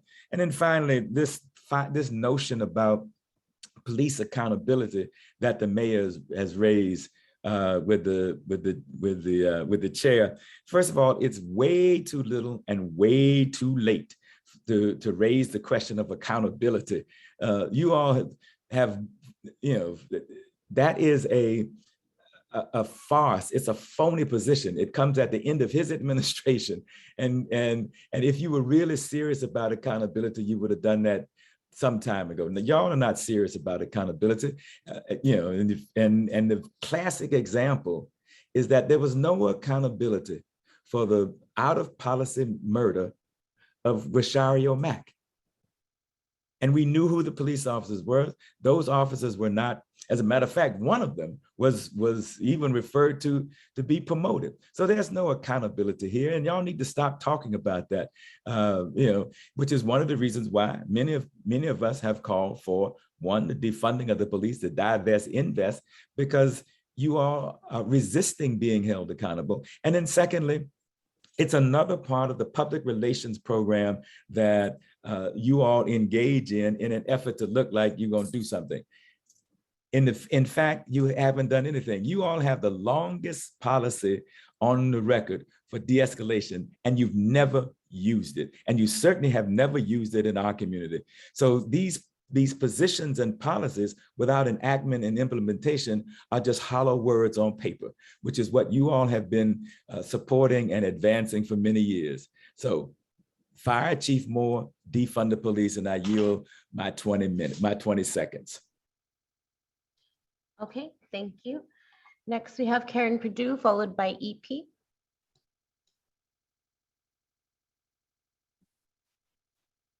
Hi, good morning. I'd like to speak on item 1, item 3, and 4D.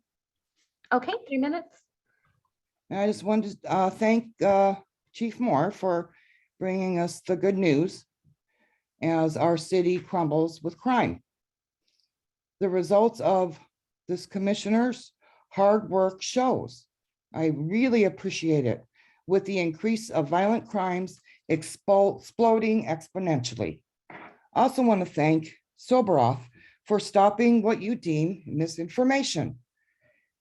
It's to be applauded that you would violate the Brown Act frequently. I appreciate that.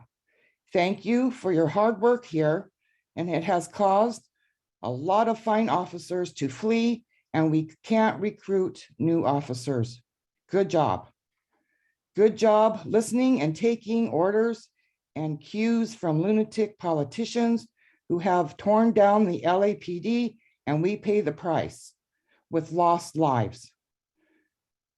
The CEO of Pfizer has said the vaccine doesn't work as planned and the safety data isn't good. Madam Secretary, at this point, it's off topic. Please go to the next I'll call. go back. Okay, our next speaker is EP. Yeah. Good morning, everyone. Somewhat good morning. Yeah, I'm calling in to just echo a lot of the sentiments that were shared by the previous callers. Soberov, again, you have no business being on the commission. Many of you don't. That email by Monica Rodriguez shows that you are not, in fact, here to represent the public. You are here to be democratic, loyal soldiers. This is a quote from her. And it is telling that all of you are on the commission week after week and never seem to actually heed the demands of the public, despite the fact you are here on paper, at least, to serve the public. I do want to just clarify something. A couple of weeks ago, I got removed from the meeting from the point of my comment a couple of weeks ago was not to bring anything off topic, but was to simply highlight that Soberov wears LAPD merch when At this he's point, out in it's off public. topic. How is it off topic if Madam Secretary, please go to the next caller. Okay, and Mr. President, that was our final speaker. Thank you. At this point, we're going to go to agenda item number 3, because consent agenda items. Wait for Commissioner Soberoff to join us.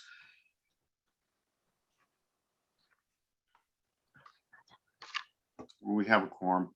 Are there any commissioners that want to discuss any of the consent agenda items? Seeing none, I move that we adopt all the recommended board actions for the consent agenda items. Is there a second? Second. Yeah. Motion's been made and seconded. All in favor, say aye. Aye. Aye. Motion carries. Thank you. We'll now go to the regular agenda item number 4. And the first item is A, the department with respect to Saving Innocence and Journey Out project. And the presentation will be by Deputy Chief Chris Pritchard and I believe Deputy Chief Alan Hamilton. Madam Secretary, can you please bring them forward?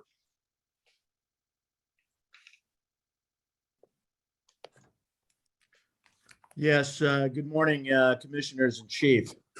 Yeah, this morning, subject matter experts from Detective Bureau, the Bureau, HTTFs, and community advocacy organizations are going to be discussing the critical issue of human trafficking and the collective response to it in Los Angeles. First is Detective Mario Gallegos. He has been the department's subject matter expert on human trafficking, and he serves as the department's primary coordinator to the Bureau Human Trafficking Task Force operations, the prosecutorial agencies, and the community-based organizational resource responders and providers to ensure an effective and coordinated effort. He has held this position for about 6 years. He is clearly an expert in this area, and he is now going to be providing you with an overview of human trafficking issues and efforts in Los Angeles and how we coordinate the responses. Detective Gallegos, are you on?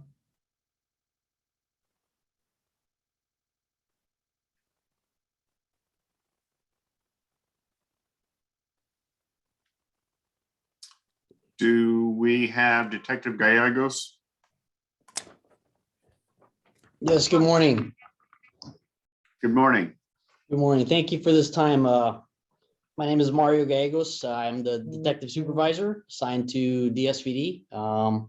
I've been designated as a human trafficking coordinator for the city, and I'm proud to do that.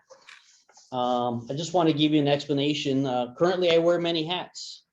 The crime of human trafficking, labor trafficking is simply defined as modern day slavery and involves the use of force, fraud, coercion upon a victim in order to have them commit some type of sex act or labor act. The crime of human trafficking affects our community at many different levels. And for those reasons, I liaison closely with several advocacy groups, DCFS, Department of Children and Family Services, Department of Probation, and many other law enforcement agencies within our county and within our state. I hold many relationships. I work closely with many advocacy groups. Part of my duties are to partner with them regarding training events. I troubleshoot with them regarding active investigations when they are out there supporting victims and working closely with our officers. I also provide the advocacy groups with insight regarding our law enforcement protocols and best practices. I also facilitate the transfer of information between investigators and our advocacy workers. I also work closely with the district attorney's office. I ensure that our LAPD investigations are properly conducted. I also partner with them during many training events, and I work with our vice officers regarding all of our filings for our cases. On a regular basis, I provide oversight at active investigations, at operations, to ensure that our investigations are thoroughly completed. I've partnered with the DA's office on many events to conduct human trafficking training all over the county and even out of state. On a regular basis, I'm in communication with the supervisor from the human sex trafficking section, District Attorney Theodore Swanson, and we speak on a daily basis regarding ongoing cases and how we can do a better job. One of my other partners I work closely with is the Department of Probation. Many of our victims of human trafficking are also currently being monitored by probation, and many of our suspects are also being monitored by probation. So I work closely with them to coordinate operations where we're recovering juveniles, and operations where we're actually seeking out our trafficking suspects. I've done a lot of training with the probation officers in explaining to them and giving them information on how to observe and identify indicators of human trafficking on the victim side and on the suspect side. So I work closely with probation on a day-to-day basis. And finally, one of my other duties is also to work closely with the various task forces. Every county, LA County, Ventura County, San Bernardino, Orange County, they all have large human trafficking task forces. And I work daily with them to making sure that we're all aware of current trends. Any suspects that are traveling in and out of our counties, we're always sharing information. And I'm always liaising between those agencies and our own vice units and our standing human trafficking task forces. I work with many different partners. I work with probation, DCFS, and our advocacy partners.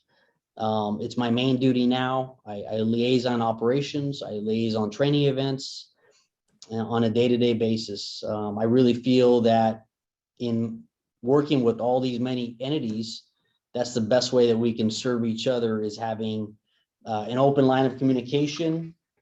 I've learned in the last 6 years that collaborating and partnering with these many agencies is the best way that we can confront this crime.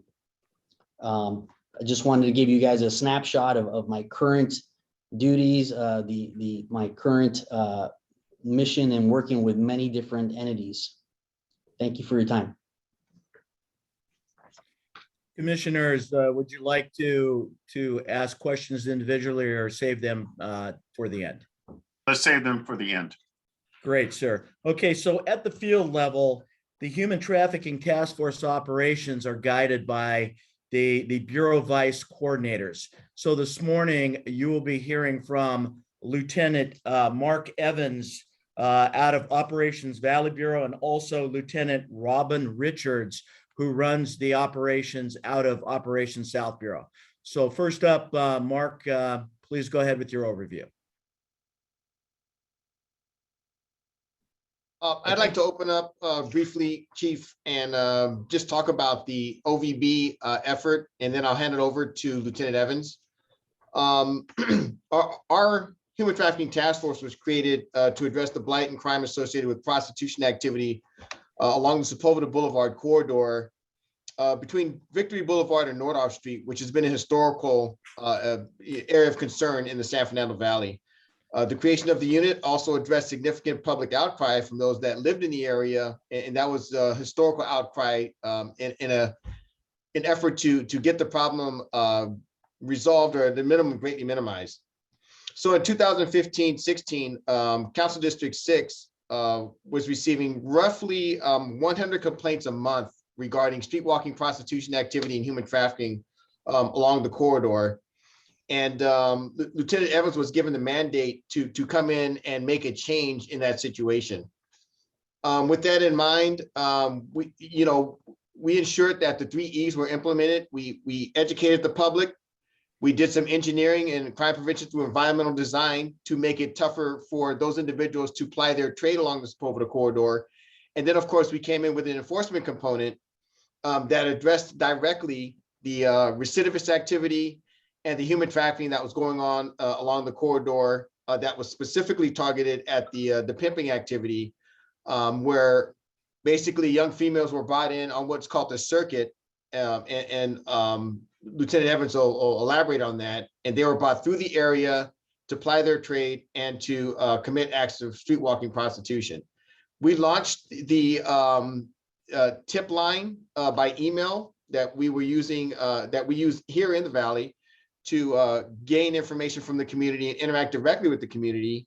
And that has proven to be a very efficient and effective tool where we get real-time information when there's activity on the boulevard that we may not be aware of. And just briefly, I'm going to give big kudos to Lieutenant Evans, who is a nationally renowned expert on human trafficking and has provided education throughout the world in human trafficking. He is very familiar with the different modes and methods used by human traffickers in the Los Angeles area, the Southern California area, and mainly throughout the Western United States of America.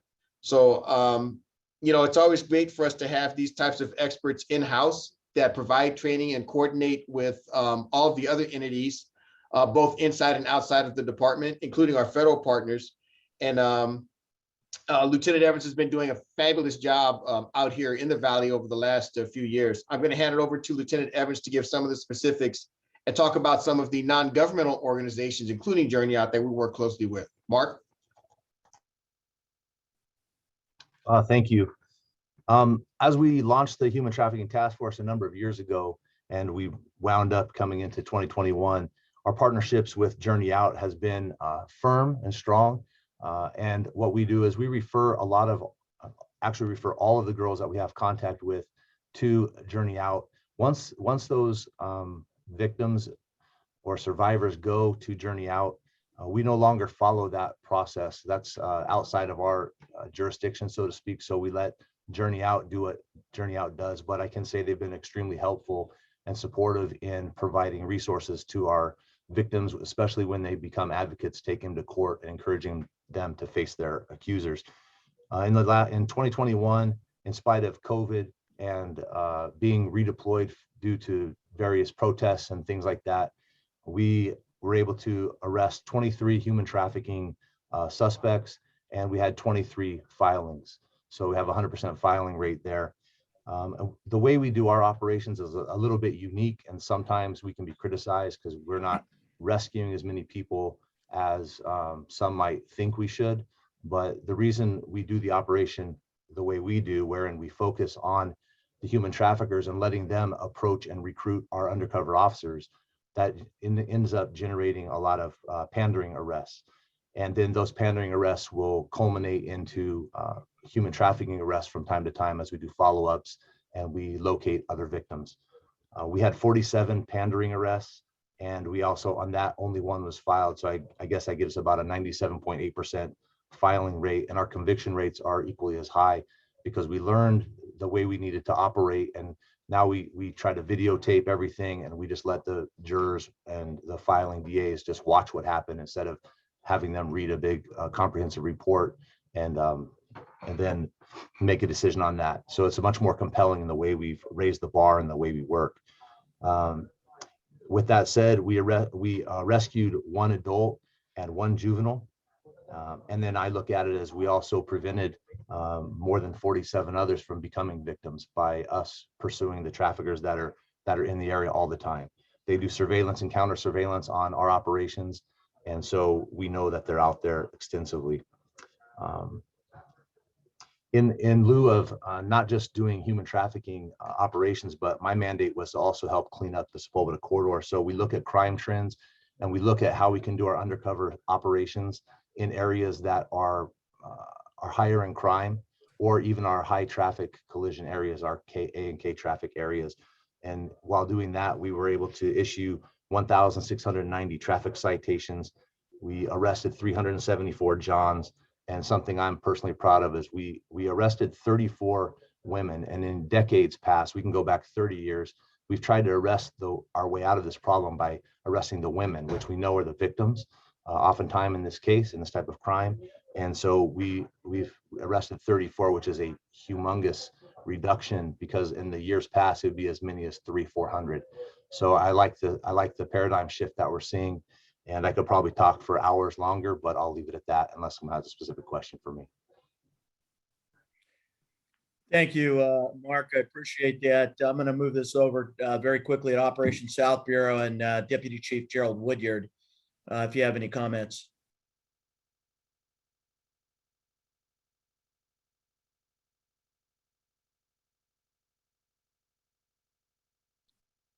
Not seeing Deputy Chief Woodyard. Robin Richards, can you come on up?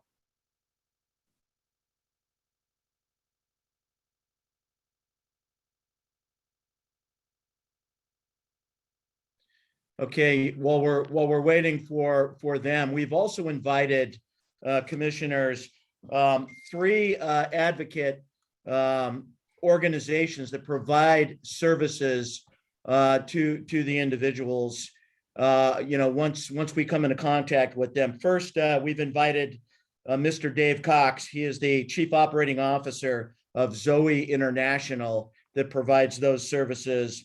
Along with him, Mr. Alan Smythe. He is the Executive Director of Saving Innocence. And last, we have Ms. Tika Thornton. She is the lead case manager for Journey Out. I'm sure that you're familiar with all of these agencies as we've been working with them for years. So seeing Deputy Chief Woodyard come up, Gerald, do you have any opening comments quickly?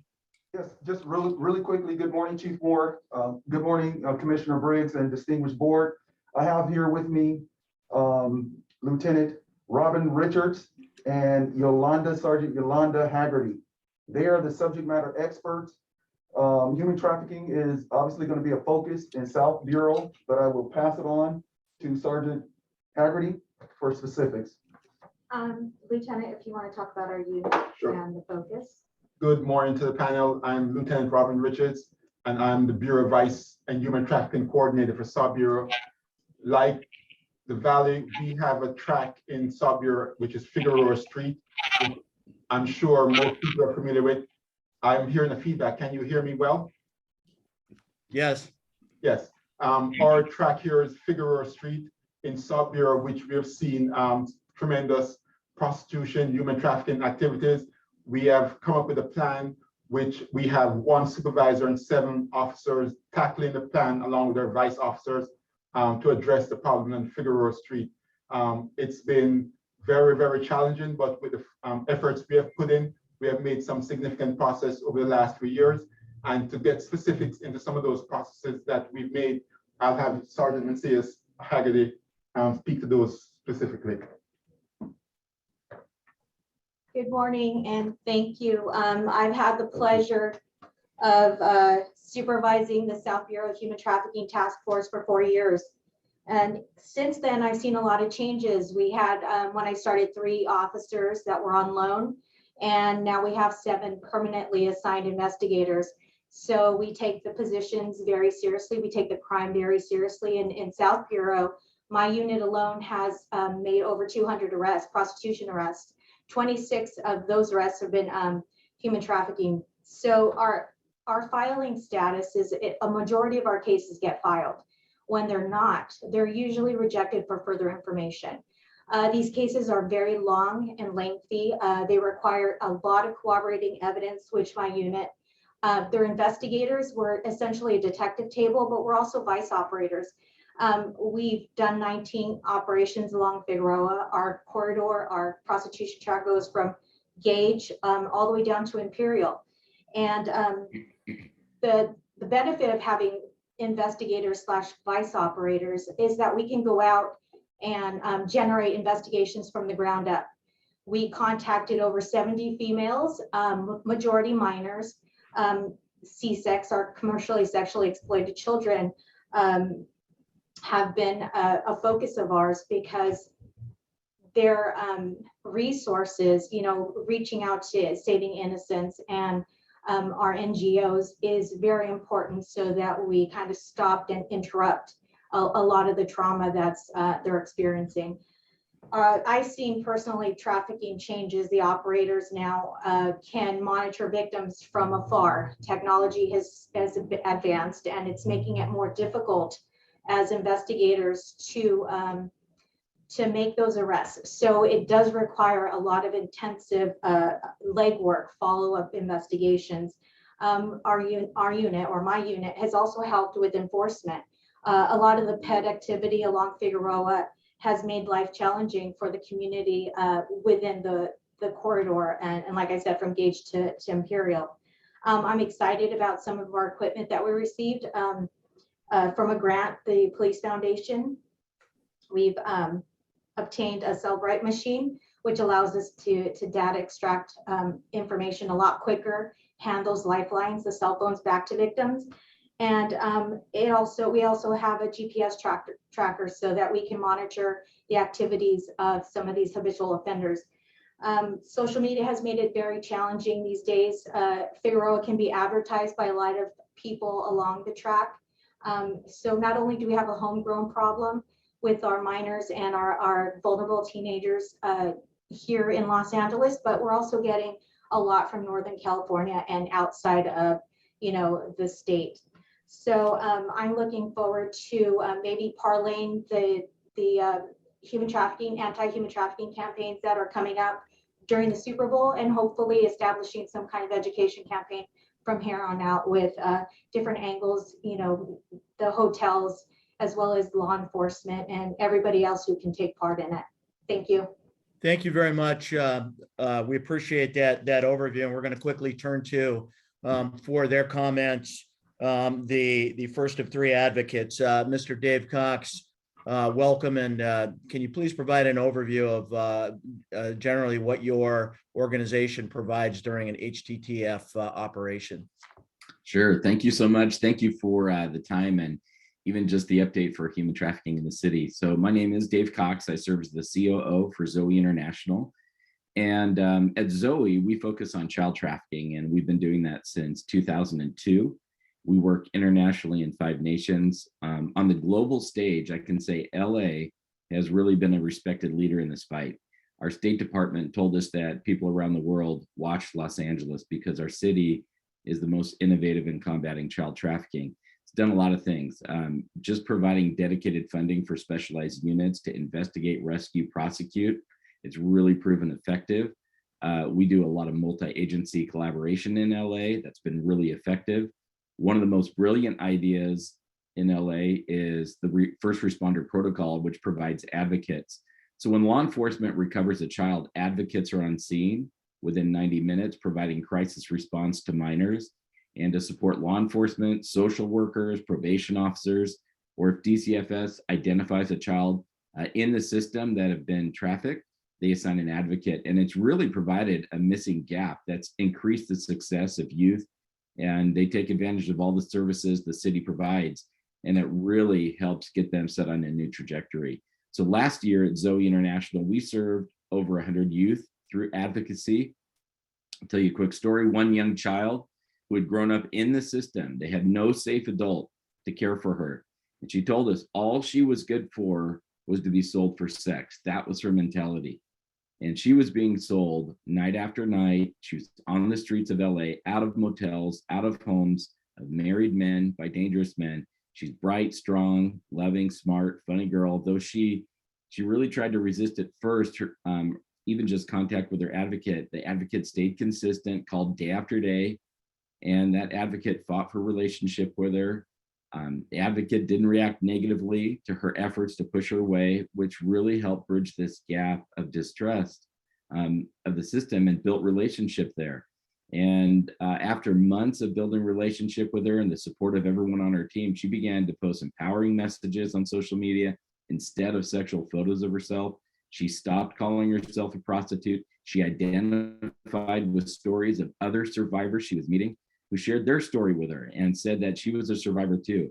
And she in fact started to dream about life off the streets and simply just being a child again. And with the support of law enforcement, the trafficker was prosecuted and sentenced to prison. So it shows how the city can come together and work well. There's so many more stories. Kids 12 years old, 14, 15 years old. At Zoe, we also took a step to meet a missing gap in the care of these kids.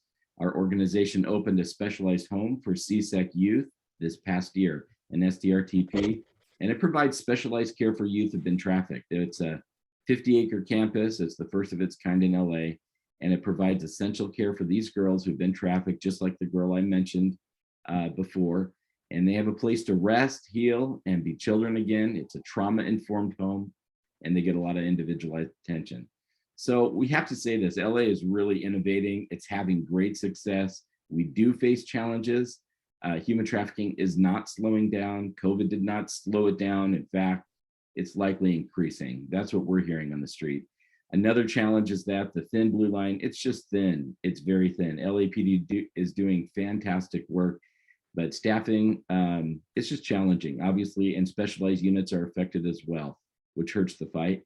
And a third concern is there's discussions in human trafficking of decriminalizing prostitution or even loitering for prostitution, like SB 357. So for many of us in the fight, we are concerned of decriminalization, that it would only increase human trafficking and take away key tools for law enforcement to be able to investigate and identify victims. So despite those challenges, LA is doing great work, and we want to just say we salute you, our law enforcement partners in the fight. Thank you, commissioners, for your interest in the effort, and we can't do it without you, and we need you, and the children of the city, they need you. Thank you, Dave. And from Saving Innocence, Mr. Alan Smith. Good morning, everyone, and thank you for having me. As said, my name is Alan Smith. I'm the Executive Director for Saving Innocence, and I want to thank you for all the work that you all do. It's critical that we work together, and we appreciate it. Saving Innocence has enjoyed a positive, fruitful, collaborative relationship with the LAPD for the benefit of commercially sexually exploited children for over 10 years.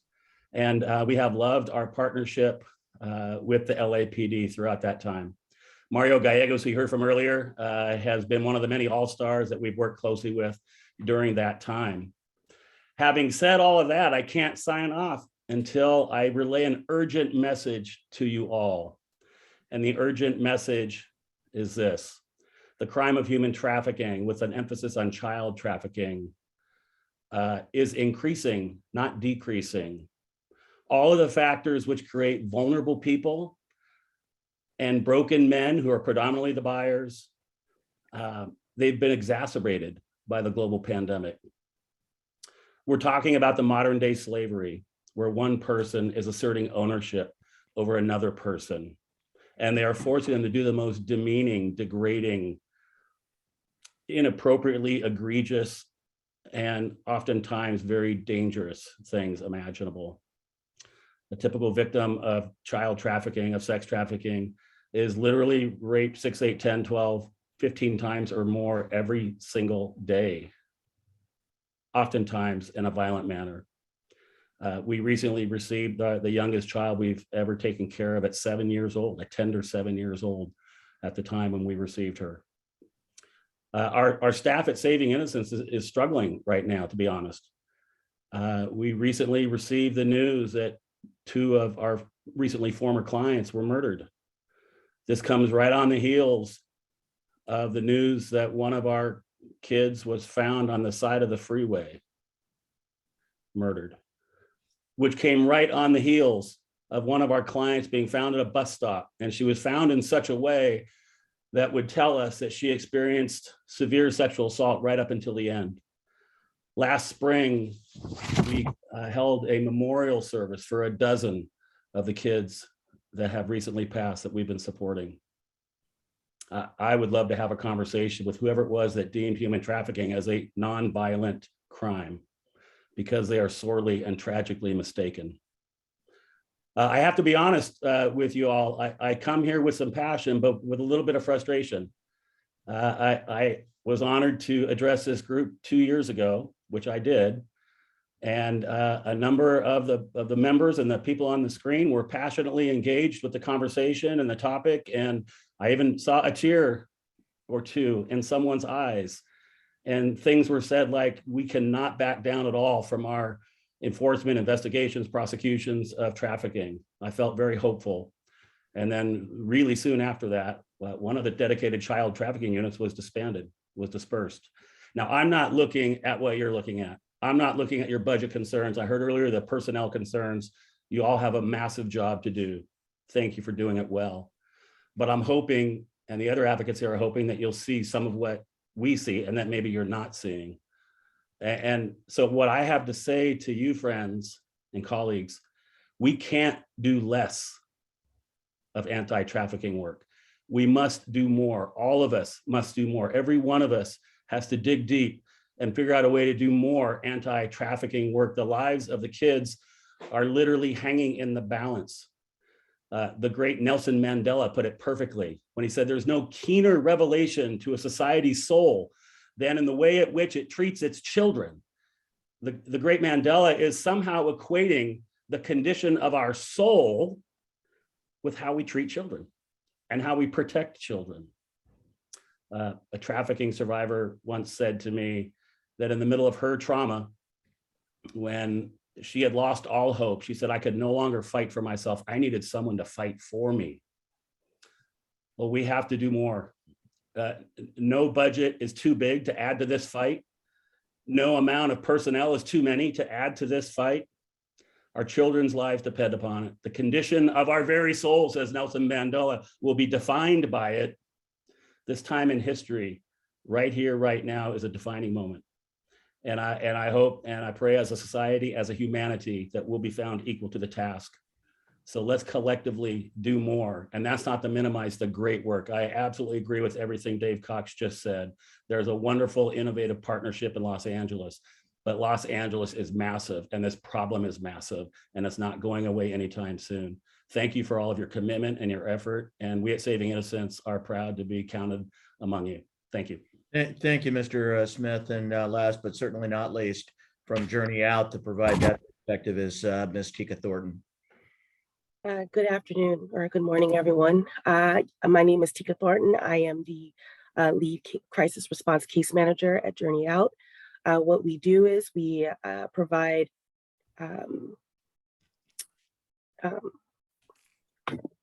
whole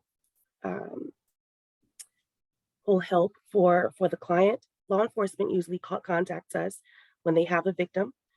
We will answer the call, provide a basic hygiene, food, and shelter for the victim. What we also do is we have a program called Beacon, which is a pre-diversion filing program that we are piloting in the West Bureau area, which is lowering the, which is causing harm reduction for victims of human trafficking and those engaging in sex work. And what that does is it basically just plants the seed that there is help out there, that we are here not to treat them as criminals, but to treat them as people that have limited opportunities in life. And we are there to let them know what resources, what tools, and what opportunities are out there, as well as offer them support in that journey. It has been my pleasure to work with law enforcement, with OVB, with West Bureau and South Bureau, as a survivor as well as a service provider. I was a victim of human trafficking starting at the age of 12 up until the age of 18 in Los Angeles in the early 90s. My interaction with law enforcement in the 90s is much different than what my interaction with them is now. I can be very honest with that. There has been so much training. There has been so much accountability in the vice bureaus that I have been working with. And so I would like to thank the Chief Moore. I'd like to thank all of the lieutenants, the sergeants, and the officers that allow us as a nonprofit organization coming in to train them, to create reform from the inside. And also, if a lot of people would understand what these people, how they look when they first get arrested or detained, to how they look when they come into our organization and are part of our prostitution diversion program. The city attorney's office has done a great job spearheading this effort, combining service providers, survivors with law enforcement and the city attorney's office to create a more humane approach in trying to figure out who is working in this environment, who is working in this job field, right? Because of choice or because of force, fraud, or coercion.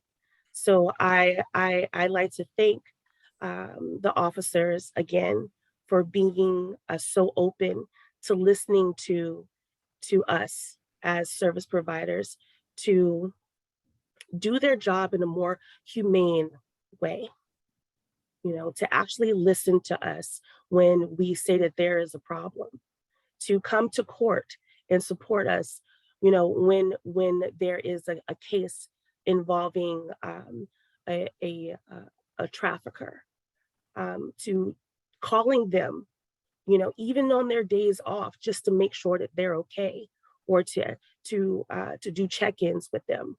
A lot of what these officers do, the community is not aware of it. They don't see them in the efforts of them calling me at all times of the day. Is this person okay? Have they eaten? What could I do in order to make the situation better for them? I just like to, for the past 5 years, coming from South Central Los Angeles as a Black woman, as someone that was pointed out as a criminal engaging in prostitution before human trafficking was a thing. And now they have gained my trust as people that really care, that really want to make a difference and really are empathetic towards this population. I say thank you. And I am excited to see what is going to happen in future time to come. Thank you. Thank you very much, Ms. Thornton, and Commissioner Briggs. All of the presenters remain available for your questions. Thank you, Chief Pitcher. At this time, I'm going to open it up to the other commissioners. Commissioner Decker, I see your mic is open. Yes, thank you, Commissioner Briggs. And I want to begin first by thanking all of the presenters today for your informed and compelling presentations. Particularly, I'd like to extend my gratitude to Mr. Cox, Mr. Smith, Ms. Thornton for the work you do every day. It is extraordinary, and the city is so fortunate to have you doing partnership with the LAPD and Lieutenant Evans, Sergeant Hegarty, Lieutenant Richards. My gratitude to each of you as well. I hope you do accept. I do have a few questions, and I think I'd like to hear from the department and the advocates on each of these issues. And Mr. Smith, I'll say the only thing I disagreed with you on is that it was last year you presented, not 2 years ago. But the presentations were equally compelling. And following that presentation, the commission did write a detailed letter to the city council asking for funding to be restored to all the units. So I'd like to hear from the department first. I'd like to understand the staffing cuts and or the restoration of some of that staffing that has taken place in the last year or two, and understand the staffing needs that perhaps are being unmet in the department today. And I'm not sure who should take that specific question, but perhaps each of the bureaus could address it, South Bureau and Valley Bureau. Yes, this is the Chief Woodyard from South Bureau. I just got here about 2 weeks ago. I'm taking a close look at our divisional vice units, and I see some gaps and holes in them. I definitely want to make them whole, specifically in Southeast Division, 77th Division, because that's where the majority of the track, for lack of better words, Figueroa corridor is. And then making sure that Southwest is whole. South Harbor Division is down 1 officer, but the other commands, they're down several officers. But clearly, that's something that I'm tracking on, and hopefully I can make those vice units whole. As it relates to the Human Trafficking Task Force itself, we're down one investigator. So that's something that we're looking at as we speak.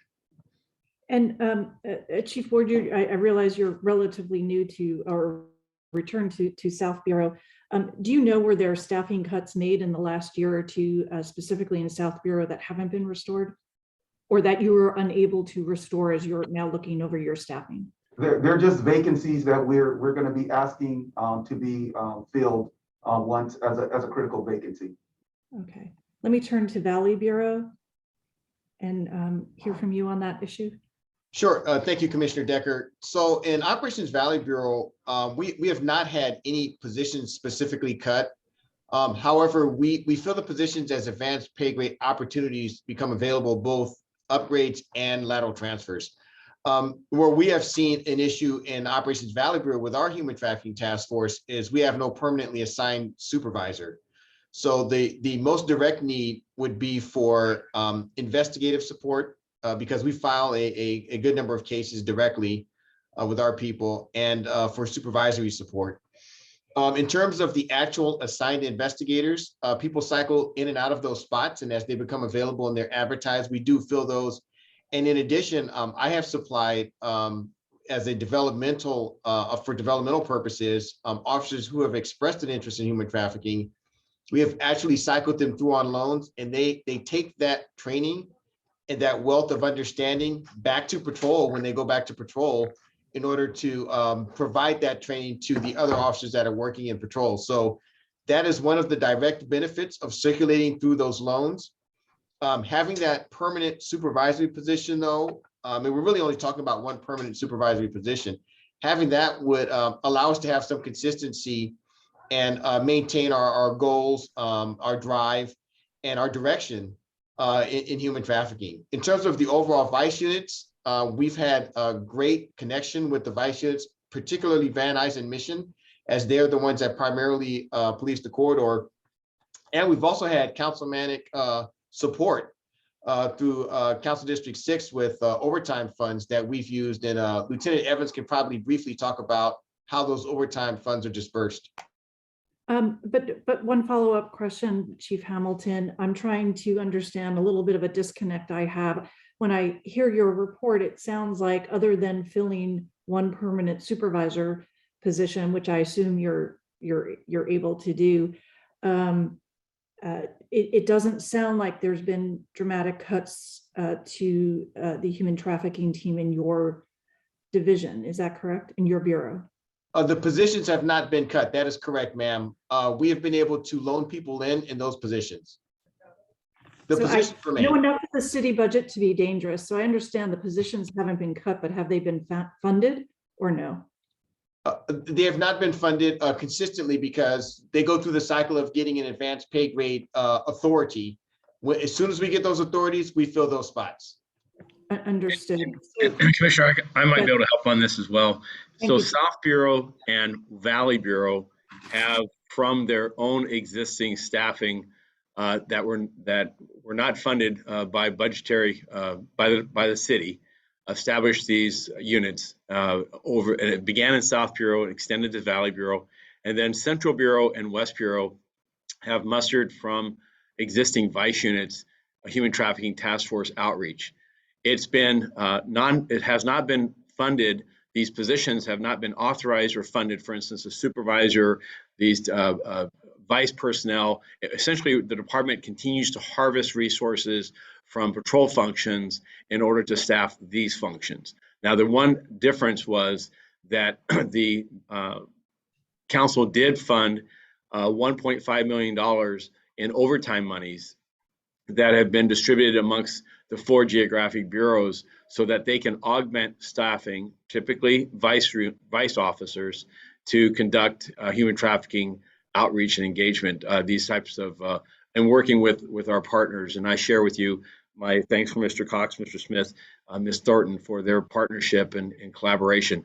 But to the underlying issue, what this commission petitioned for, which was to formally establish by a table of organization full-time dedicated staffing in a human trafficking task force arena, not just in the 4 geographic bureaus, but also in Detective Support and Vice Division, which previously had a separate squad of personnel.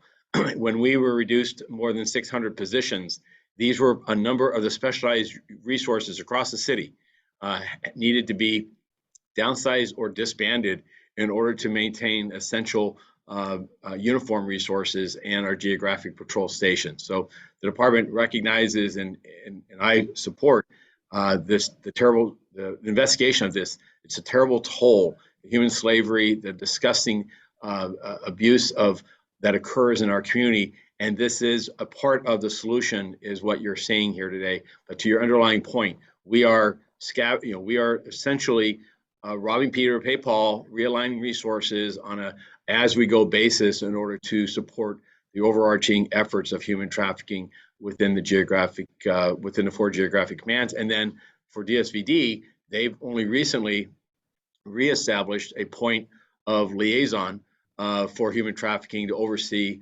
this efforts across the entire department. Again, a command that was substantially downsized in an effort to adjust to the downsized deployment. Thank you, Chief. I think I understand now that due to budget cuts, a lot of specialized units were eliminated. However, the department is making every effort, but by doing to fill those positions and address this crime and assist victims, but nevertheless, to do that, it's effectively taking people off patrol. Is that correct, sir?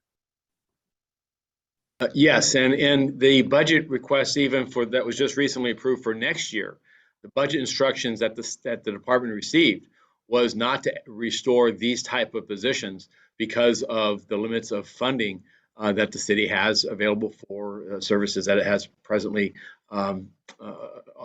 has sufficient staffing to fund. So that's why we focused on the training augmentation.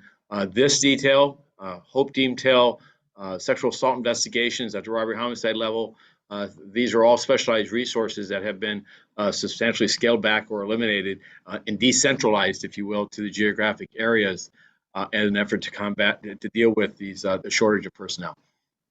And I wonder then, is there a way to quantify or understand what work is not getting done? I understand you're trying to address all the issues using current resources, but there must be work that's not getting done, and I'd like to understand that in a little more detail. Well, I'll leave that to the 4 geographic bureaus, except to say that there's no free lunch. If there's people who are dedicated to this function as a full-time committed assignment, then they're not distracted by other responsibilities and obligations. For instance, vice units across the city have a multitude of pulls on them, other than just human trafficking. the misuse of ABC locations, gambling, other types of conduct that the vice investigations are charged with, problem-solving efforts that deal with centers that are committing acts of violence. We see locations that serve as if you will, magnets for violent crime. And so vice units are charged with those type of a multitude of activities. What we had previously, 5 years ago or 4 years ago, were a more committed, dedicated set of resources for this important area of our work. Thank you, Chief. Now it's more shared. Understood. Let me take it from the perspective of the advocacy groups and what you're seeing on the street. I think it'd be helpful to hear your perspective of the impact of the budget cuts that have happened and not having dedicated teams. If you would like to share. I see Mr. Smith open the mic. Oh, and Mr. Cox, you too. Go ahead, Dave. You go first, Alan, or you want to jump in? Go ahead, Dave. Okay, no worries. Yeah, like the chief was saying, it's the challenge has been when you had DSVD, you have Detective Gallegos, and he's phenomenal. And there's an incredible team that was working out of DSVD of dedicated personnel that could just focus on this. Any child trafficking investigations were being run out of that department citywide, and they did phenomenal work. A lot of amazing prosecutions and success.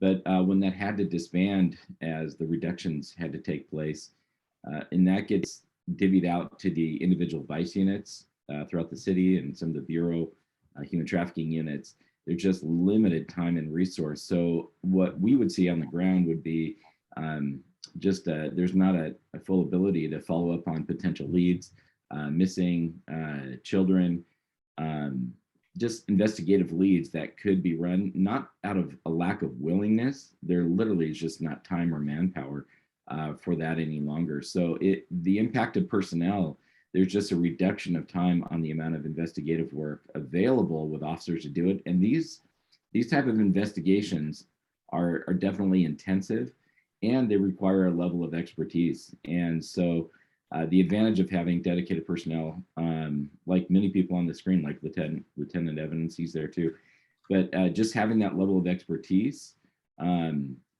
really aids. But I think we're just down to a point where even divisional vice units, they're not even fully staffed themselves, and they have got a whole other caseload. So it is challenging to do basic follow-up without some more dedicated personnel. I would agree with everything Dave just said. We see all those things. We definitely see a frustration level on some of the law enforcement, both LAPD and some of our sheriff department friends that are feeling a little bit discouraged by the budget and all these things we're talking about now. And I guess I want to sort of shoot a flare in the sky here. The problem is bad now, but based on all the things that are happening in our society, the governor right now is looking about ready to sign. He may have already, and it's being challenged in some way. There's legislations that are coming that are going to proliferate this problem, is going to be the end result. And with the open border on the southern part of our country, more and more people are being trafficked in, and we're going to start seeing them in greater numbers than ever before. So with the decriminalization effort that Dave Cox mentioned when he spoke of, that's a real pressure that will be disastrous for the victims of our city. If that fully happens, the full decriminalization will be disastrous, and particularly for children, because the demand will go up, the market will increase, and the traffickers are going to go find the vulnerable ones to fill that market in a business term. And those are children, those are vulnerable children. So it's not just that we have to solve the problems of today. There's going to be an explosion 2, 3, 4, 5 years from now. Starting today, it's going to be a gradual increase, not to mention this big, beautiful stadium in Inglewood. We're working hard to partner with everybody around the Super Bowl. But that big, beautiful stadium is going to be hosting all kinds of major events. And LA is scheduled to have the Olympics in a few years and the World Cup. And so these major events are coming. And the societal pressures of what's happening with the decriminalization and other things that are happening legislatively are going to cause this problem to double or triple or even more. So thank you for addressing the needs now, but let's be aware that it's getting worse if we don't act strongly immediately. Thank you, Mr. Smith. Ms. Thornton, I see you opened your mic, ma'am. Yes, there's a huge need over on the Figueroa corridor. That is where a lot of the trafficking issue is going on. Unfortunately, South Bureau does not have the manpower, understanding that this is a high crime area. There's a lot of things that are going on at the time, and so a lot of the efforts that have been put out far as operations are not really as I'm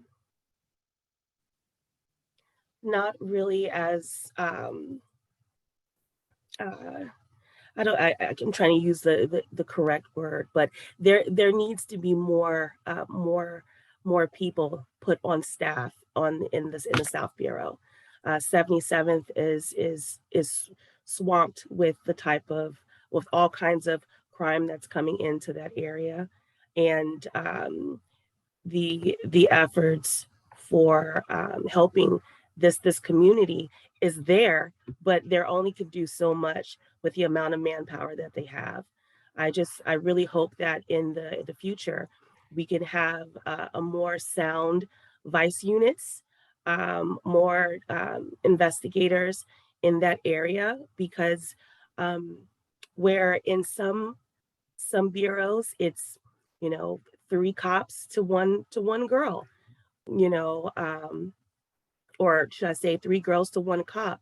In this area, it's 12, 15, girls to one cop. And it's really hard to have operations done in a safe way, not just for the girls, but for law enforcement and for the community as well. So I just really feel that more efforts need to go into the South Bureau to help this population. Thank you, Ms. Thornton and Mr. Cox and Mr. Smith for your candor. It's very important that we hear what you're facing, what you're seeing on the ground in reality. So I do appreciate that. Detective Gallos, I do apologize. I left you off my list of thanks earlier, and I didn't intend to do that. I apologize. I have one more question and I'll turn it back to Commissioner Briggs. And perhaps, Detective, this might be one you will be fielding. I've done a lot of reading on this topic, a number of reports that have been issued by the federal government, state, and community organizations. And one thread I see through many of them is not just what was talked about today, the proliferation and concern for the future, but a lot of the crime has migrated online, particularly during the pandemic, and it's expected that it will stay there. I'd like to have a better sense of how the department feels it is positioned to deal with all of these, many of these crimes going online, which can present its own challenges in terms of training and technology. I wonder, Detective, if you can address that, or if one of your colleagues is better positioned to address it. Sure, I can speak on, when I did oversee the DSVD unit, we did see during 2020 and 2021, we did see a big spike in the cyber tips that were coming in. A lot of those were being either we were vetting them and we were sending them to ICAC, the Internet Crimes Against Children Task Force. They were handling some of those, and then we were handling some that fell into either the commercial sex work crimes or even just defined as human trafficking investigations.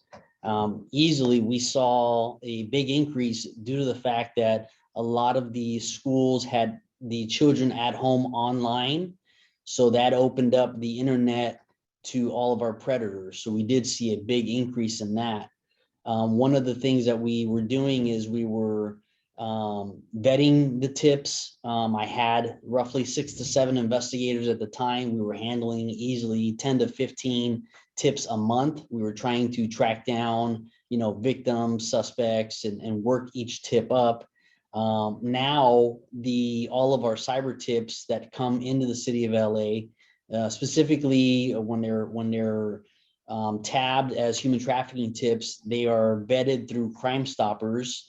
They're then vetted down into each division, and they find their way to the vice unit. Typically, if the crime tip is logged as a human trafficking or a prostitution investigation, it finds its way to the vice sergeant, and then the vice sergeant will then assign that tip to one of his investigators, and they will follow it up.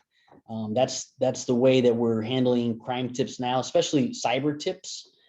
That's where we saw the biggest increase in 2021. A lot of it came from the online schooling that was occurring. Thank you for that description. And it doesn't sound as efficient as the prior system in addressing human trafficking victims. Is that a correct assessment, Detective? It was I think the most pragmatic approach based off what we're seeing. A lot of the cyber tips now are vetted to VICE and are to standing human trafficking task forces. They also receive these tips, and if it's a tip that is labeled or described as relatively urgent, they're moving on it fairly quickly. All right. I thank you for that, Detective. I really appreciate it. I certainly have more questions in this area, but I recognize my colleagues do as well. So Commissioner Briggs, I'll turn it back to you, sir. Thank you, Commissioner Decker, for shining a light on this. Are there any other questions? Commissioner Soboroff, I see you have your mic open. Yeah, I won't repeat what's been said, plus and minus, because I think it's very good, very healthy to get this out in the open and to transpire. We have a tsunami coming, and I just want to make sure we're prepared for it. And that is, not only do we have the Super Bowl, but we have the game 2 weeks before the Super Bowl. And I just want to make sure that all of these things are put in place for that, because what you're going to have is a 2 week stretch. It's not just going to be 1 day here and 1 day for the Super Bowl. Everything's going to be here for 2 solid weeks. So it's starting 2 weeks early. Point of information. Thank you, Commissioner Soboroff. Commissioner Kalanche, do you have any questions? Just thank you. Just a couple of brief questions. Thank you so much for your presentations. Very enlightening and also very important. I have a couple of questions just for my own kind of education. This might be a naive question, but how do you distinguish between prostitution and human trafficking? So when you're out there, like what would lead you to believe that one is human trafficking and the other one is prostitution? That's one of my questions. And then the second question is, if I'm understanding correctly, we had, and there's a need for a vice unit that is specifically focused on the human trafficking or the human trafficking task force versus doing other vice work, right? Is that so? Those are my two questions, and I don't know if anybody wants to field them. Maybe the advocates can help me figure out what the difference is.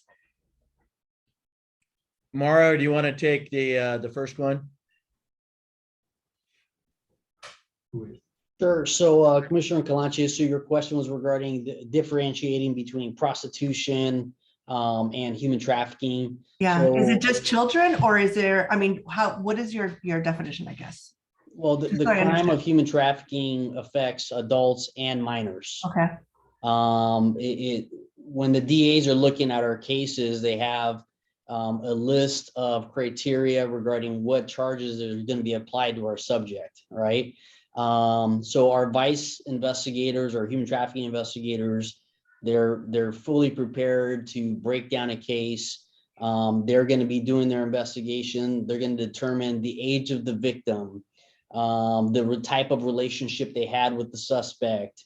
Was there any kind of violence used? Was there any type of sexual abuse that occurred against the victim? They're gonna break down the relationship between the suspect and the victim. You know, what kind of acts were being performed? What type of money was earned? So really quick. So when you're out there, your vice units out there, is this determined afterwards, after you make the arrest, or is there something that would help someone like me distinguish what the difference is? Well, the vice officers are out there in an undercover capacity. They're observing, commercial sex work activity. They'll see either Right. the sex worker out there, on the boulevard waving down. Usually they're waving down, single male drivers, usually it's typical hours, early mornings, late nights, in a specific area where all that commercial sex work occurs. So they're observing that. And based off of those observations, then they make contact with either the commercial sex worker or even the sex client, the John, and they'll detain them. And based off of their interviews, they're either going to come up with a standard prostitution investigation. Let's say if the sex client picks up this commercial sex worker, they'll have a standard prostitution investigation. Or if in another scenario, potentially they'll have a lone male driver approach this victim or this commercial sex worker, have a conversation, maybe even pick her up and have a discussion. And let's say the vice officers detain them, believing it is a prostitution investigation, and they might actually have a commercial sex worker who's just been picked up by a new and potential trafficker. And so based off of the conversations that have occurred between that male and that female, let's just say, it's going to guide them towards, we have a pandering investigation / human trafficking investigation, or do we just have a prostitution investigation? And a prostitution investigation is typically a misdemeanor. A human trafficking investigation is always elevated up to a felony. Okay. That doesn't really help me, but I'm sure that there's in the process. I trust that you guys know what you're doing. Well, let me help. Let me add to this, because this is a very critical conversation. Right. Human trafficking. You have acts of prostitution. An act of prostitution is an Right. individual agreeing for compensation to engage in a sex act. All right. An individual may prostitute themselves and that person, or participate in an act of prostitution as a John or as a client, if you will. The department changed more than 10 years ago, 15 years ago, began looking at the men and women, young and old, youth and adults, that engage in commercial sex trafficking as survivors and as victims, because the path there is one of coercion, force, and violence. It is the taking, it is stealing of individuals, and their conduct in prostituting themselves is not one of their own will. Now, that's not to say that there aren't individuals engaged in acts of prostitution, but the work of us with these providers here is to find and off-ramps and diversion and recover and save individuals who are being trafficked for the profit of another, for the purposes of a sex trade. But then we also have human trafficking for labor. So the trafficking aspect is somebody is essentially selling and profiting from the activities of another individual, and that's being commercialized and trafficked to a ready public in too many instances that's willing to buy or spend money to do that. Got it. That's helpful. And then just thank you for that. Just to follow up. So I've been on the commission 1 year, and I do remember that first presentation where we were discussing, the impacts of the cuts on the task force.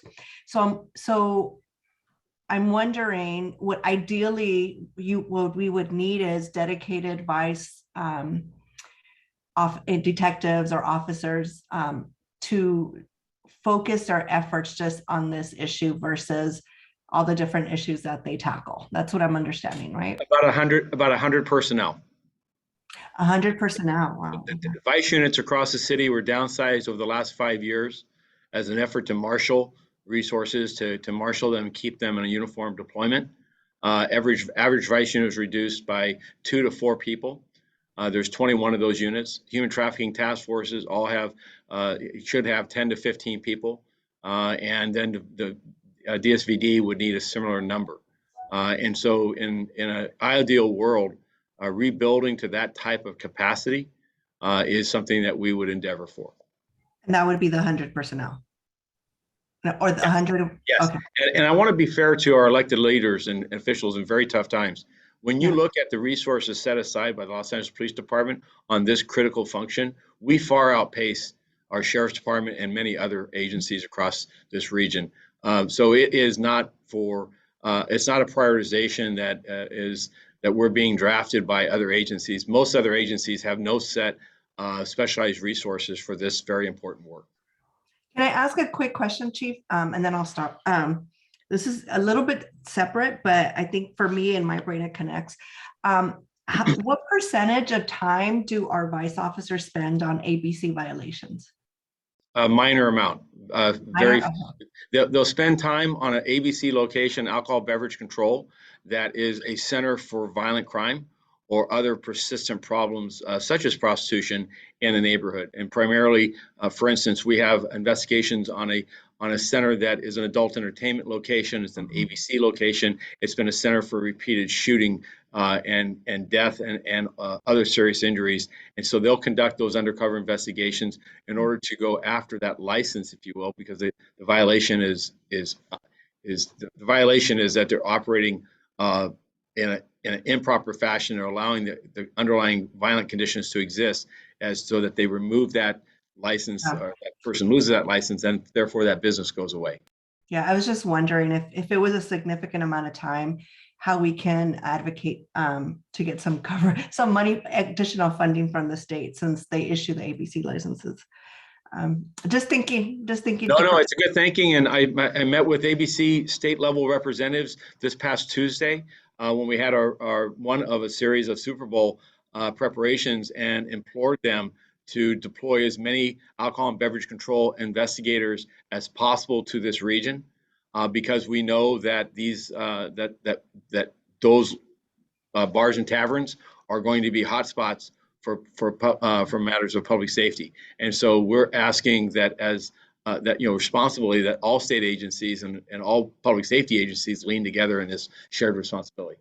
And just to follow up on that, kind of on the same kind of topic, do you know, and you can report this back at some other time, but do you know if we're accessing any federal dollars for human trafficking work? You have a grant before you today that is just under $1 million.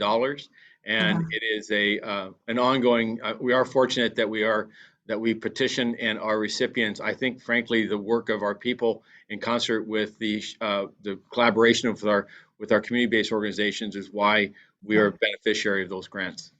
I would still look into the state, which is because there is some money in the state. So maybe that would be something that we should talk to some of our state elected representatives. This is such an important issue. That would be it. Thank you. Thank you, Commissioner. Thank you for your time, and thank you for all the work that you do out there. Commissioner Bonner, did you have any questions? I'd like to thank all of you, Chief Pitcher, Chief Hamilton, Chief Woodard, Detective Gallegos, and Lieutenant Evans, as well as you, Mr. Cox, Mr. Smith, and last but not least, Ms. Thornton.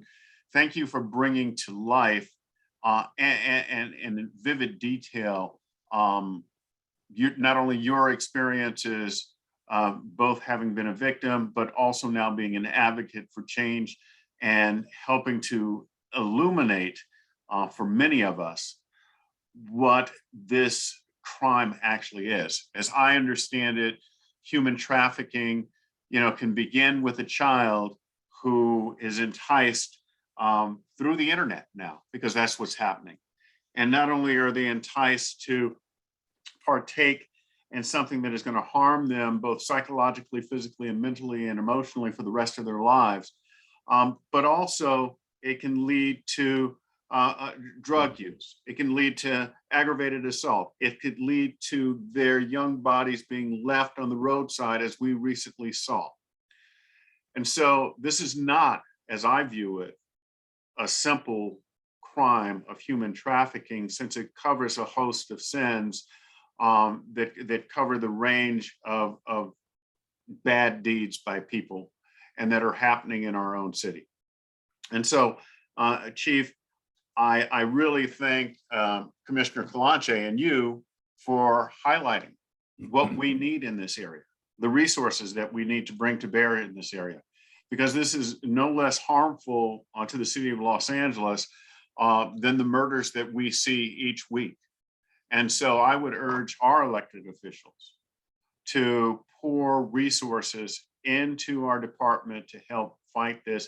And I would urge the citizens of Los Angeles to pour resources into the Saving Innocence Project, Zoe International, and Journey Out, because help is needed not only from the department, but from the community organizations that are assisting us. I want to thank all of you for being here today and for putting on an amazing presentation. I believe Commissioner Decker wanted to say something before we go to the next topic. Yes, thank you, Commissioner Briggs. Last year, we wrote a letter to the City Council highlighting the details of the information that was provided to us most compellingly by the advocacy groups, the groups that are helping victims each and every day. I propose, Commissioner Briggs, that we write a similar letter this year. I'm told that last year's letter assisted in helping restore at least some of the funding and provide the services. And I'm hopeful this year it will have the same impact with the goal of restoring all funding for all 100 positions. And so I propose that we as a commission draft that letter to the City Council. And I, of course, would be willing to assist in the drafting of that. If that is a motion, Commissioner Decker, I second it. I would ask whether or not all the commissioners are in favor of that motion. I vote yes. Yes. Yes. Commissioner Sobroff? Thank you. The motion carries. Thank you, Commissioner Decker, for that. And thank all of you once again. I appreciate it. Thank you. At this time, we're going to go to item 4B on the agenda, the department's patrol deployment plan. And this is going to be presented by, I believe, Commander Harrelson.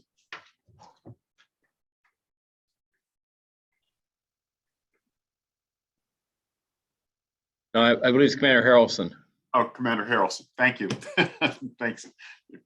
Yes, sir. Good morning, Commissioner Briggs. I'm going to attempt to share my screen here, sir. Okay. I believe Chief Gurmala is on as well.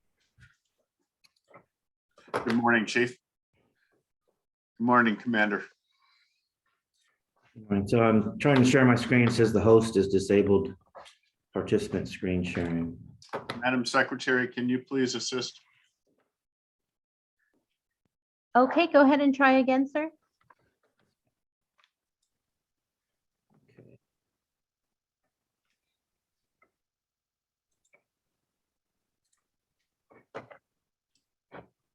Okay, can you see the PowerPoint? Yes, we can. Thank you. Fantastic, fantastic. Okay.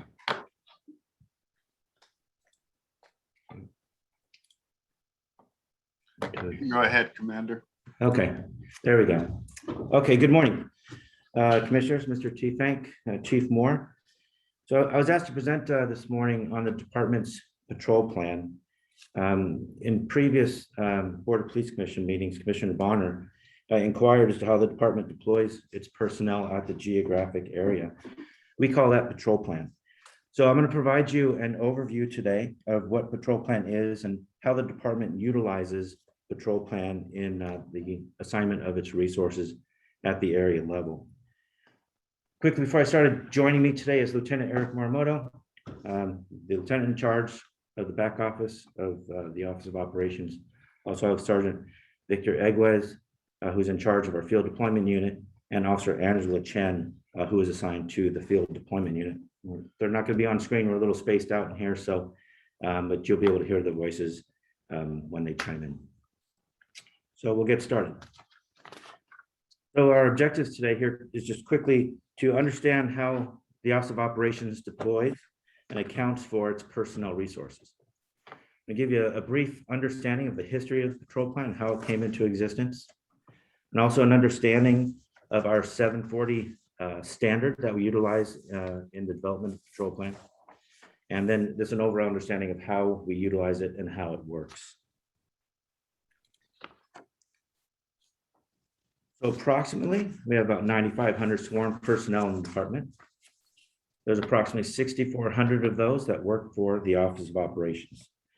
Now, this associated graph here kind of breaks down where these are, and this is as of DP 11 2021. So it's a DP old, but the number is it's just very slightly changed. But you'll see there approximately 67% or 6,367 of the personnel in the department are assigned to the Office of Operations.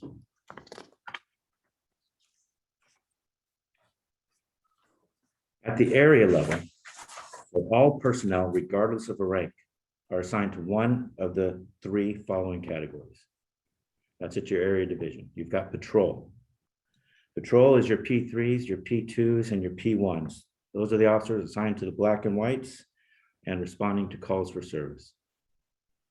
You've also got your fixed posts, as well as your chief of police adjustment, which we call COP adjust. And I'll get into each of those here in the following slide. So our fixed posts. So the sworn positions that the department has deemed necessary for the station to operate and address crime effectively. These numbers are fixed and they are not easily changed. These numbers can be changed, but that will be done by the director of the Office of Operations and or the chief of police. But again, they are fairly static and do not change.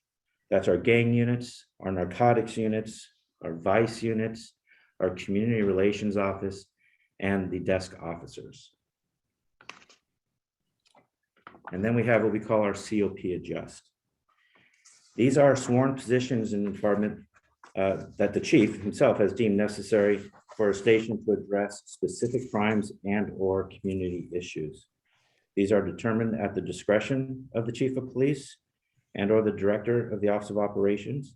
And once again, these numbers are fixed and they are not easily changed. The four current COP adjusts that we have in the city are the Venice Beach Detail of 6 officers, the Hollywood Entertainment Detail, which is 40 officers, our Resource Enhancement Services Enforcement Team, that's the Reset Unit in Central Division, that is 50 officers, and the University Park Task Force, which is 15 officers. Let me get a little bit into the history of patrol plan. So between the 1940s and 1980s, the department deployed its personnel using what was called the Uniform Deployment Formula. But in April of 1987, the city of Los Angeles, through its police department, the LAPD, and the Board of Police Commissioners, requested that Police Administration Service, the company Police Administrative Service, and its subcontractor, Police Management Advisors, to study patrol operations and staffing in the LAPD. The city was seeking to determine whether police personnel were equitably distributed among its various communities and whether response time to calls for service was being properly measured. So in consultation with police management advisors, and specifically we have ongoing conversations with George Sullivan from Police Management Advisors. They conducted the study that resulted in the following changes to the department's deployment formula. So the UDF, or the Uniform Deployment Formula, was discarded. And in its place, the patrol plan was implemented, and according to what we call the 740 standard. And I'll talk to you about that in the next slide. So the 740 standard is a city council mandate. The 7 represents a 7-minute response time to all emergency calls. That's broken down by 1 minute for the RTO to receive the call and determine what the caller needs. Another minute to locate and dispatch a unit to the call. And then finally 5 minutes for the unit to go code 6 on the call. The 40 represents a percentage. So it's 40% of every hour or 24 minutes that are devoted to proactive policing.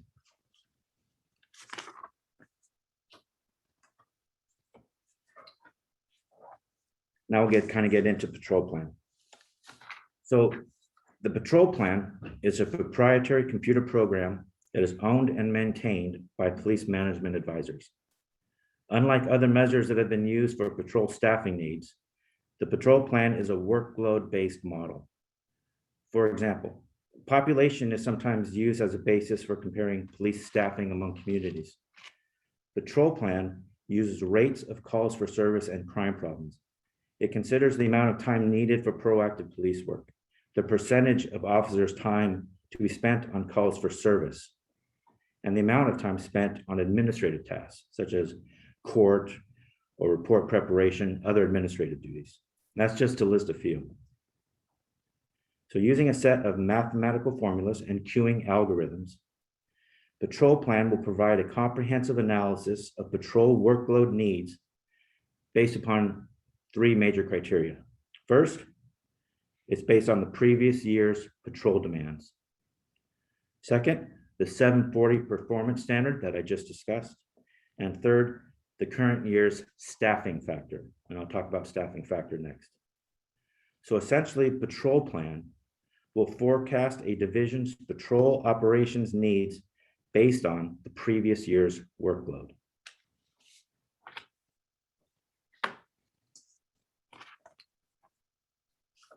In that algorithm that I spoke of, there's 25 variables that are inputted into the equation.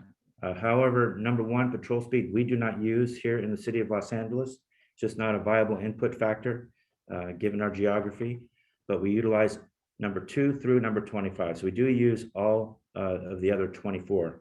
And as you can see in there, just the variety of factors that are taken into consideration in patrol plan, the number of units that we field, the forecasted call rate, the percentage of calls that 1 unit responds to, 2, 3, 4, 5, etc.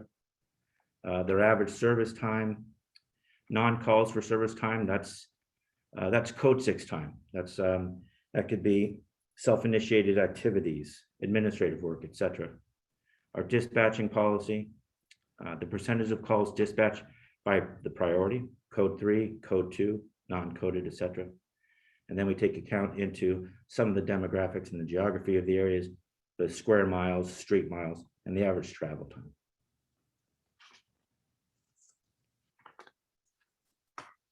And that brings us to the staffing factor.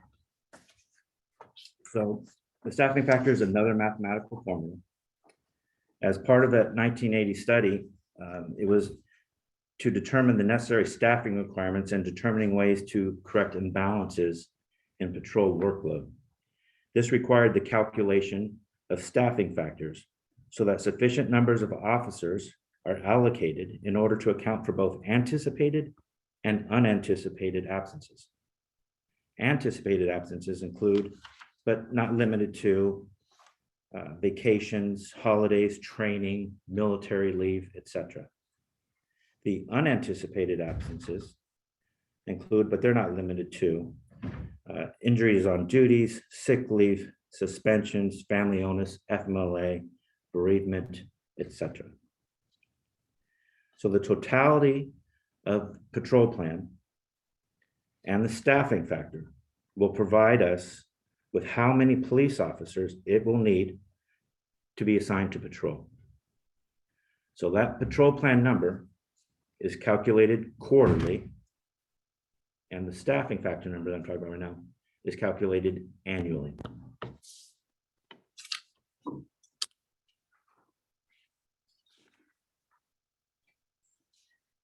Kind of give you an example of how that actually works. So if patrol plan, if the algorithm says that we need 8 units on a 12-hour watch, so that's 16 officers because we run 2-man units. We multiply that 8 by the staffing factor, and that represents 42.64 officers. We always round up. So that tells us that, say, for Watch 2 in Rampart Division, their patrol plan requires them to field 8 units. So therefore, they need 43 officers assigned to Watch 2 in order to meet that demand. And of course, the demand for a 10-hour watch, as you'll see there, is slightly lower due to the decreased hours.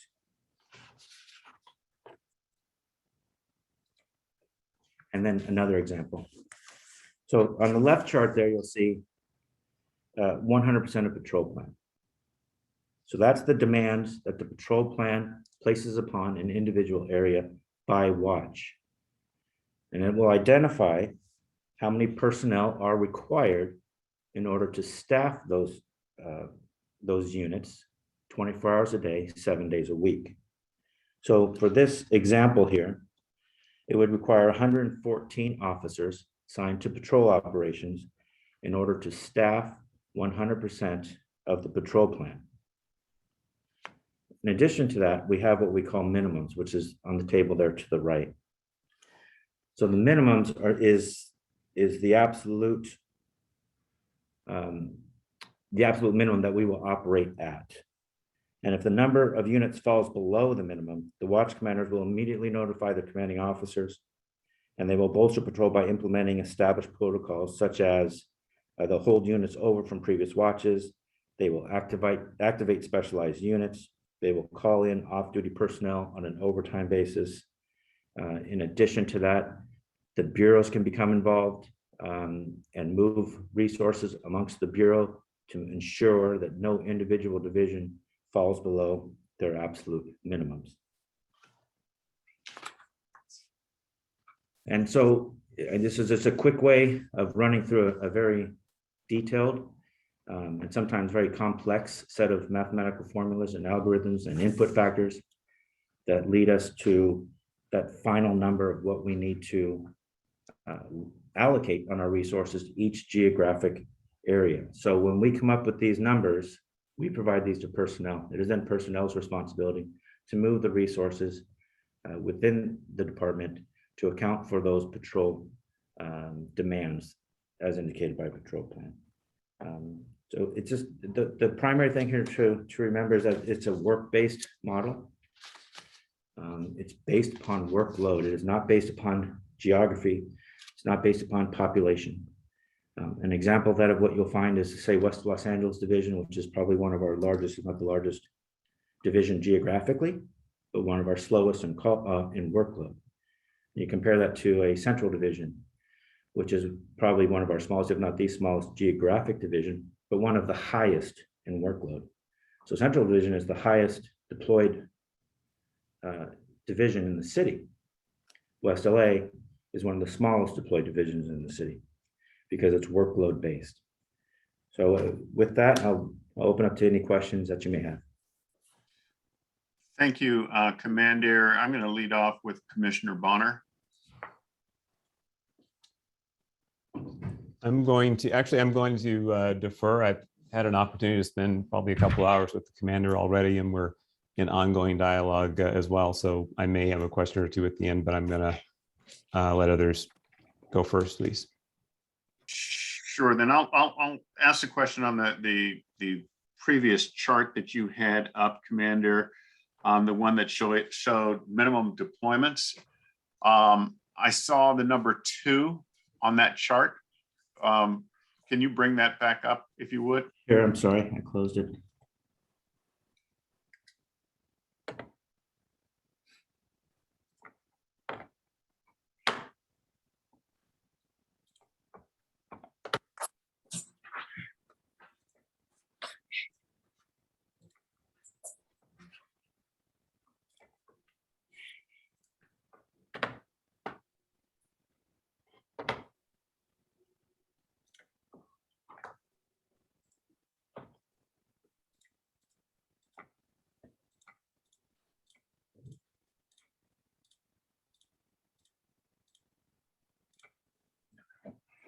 That's it. Yeah.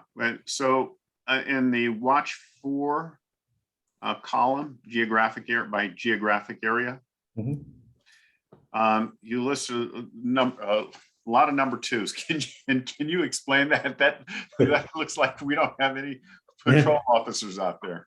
Yeah. So those are our mid watches, and those are the absolute minimums that you're looking at. If you look at the chart to your left, they're slightly higher, especially for the watch 4. It's up by an additional unit. It's 3 and 2. So the absolute minimums that we can deploy on a mid-watch unit would be 2 for watch 4 and 2 for watch 5 or 7.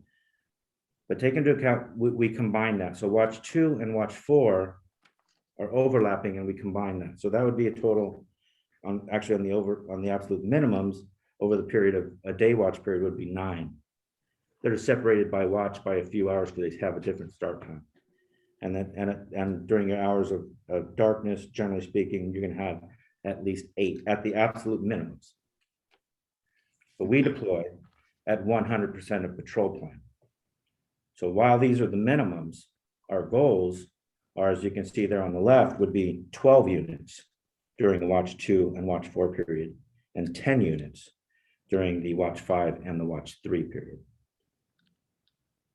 Thank you for that explanation.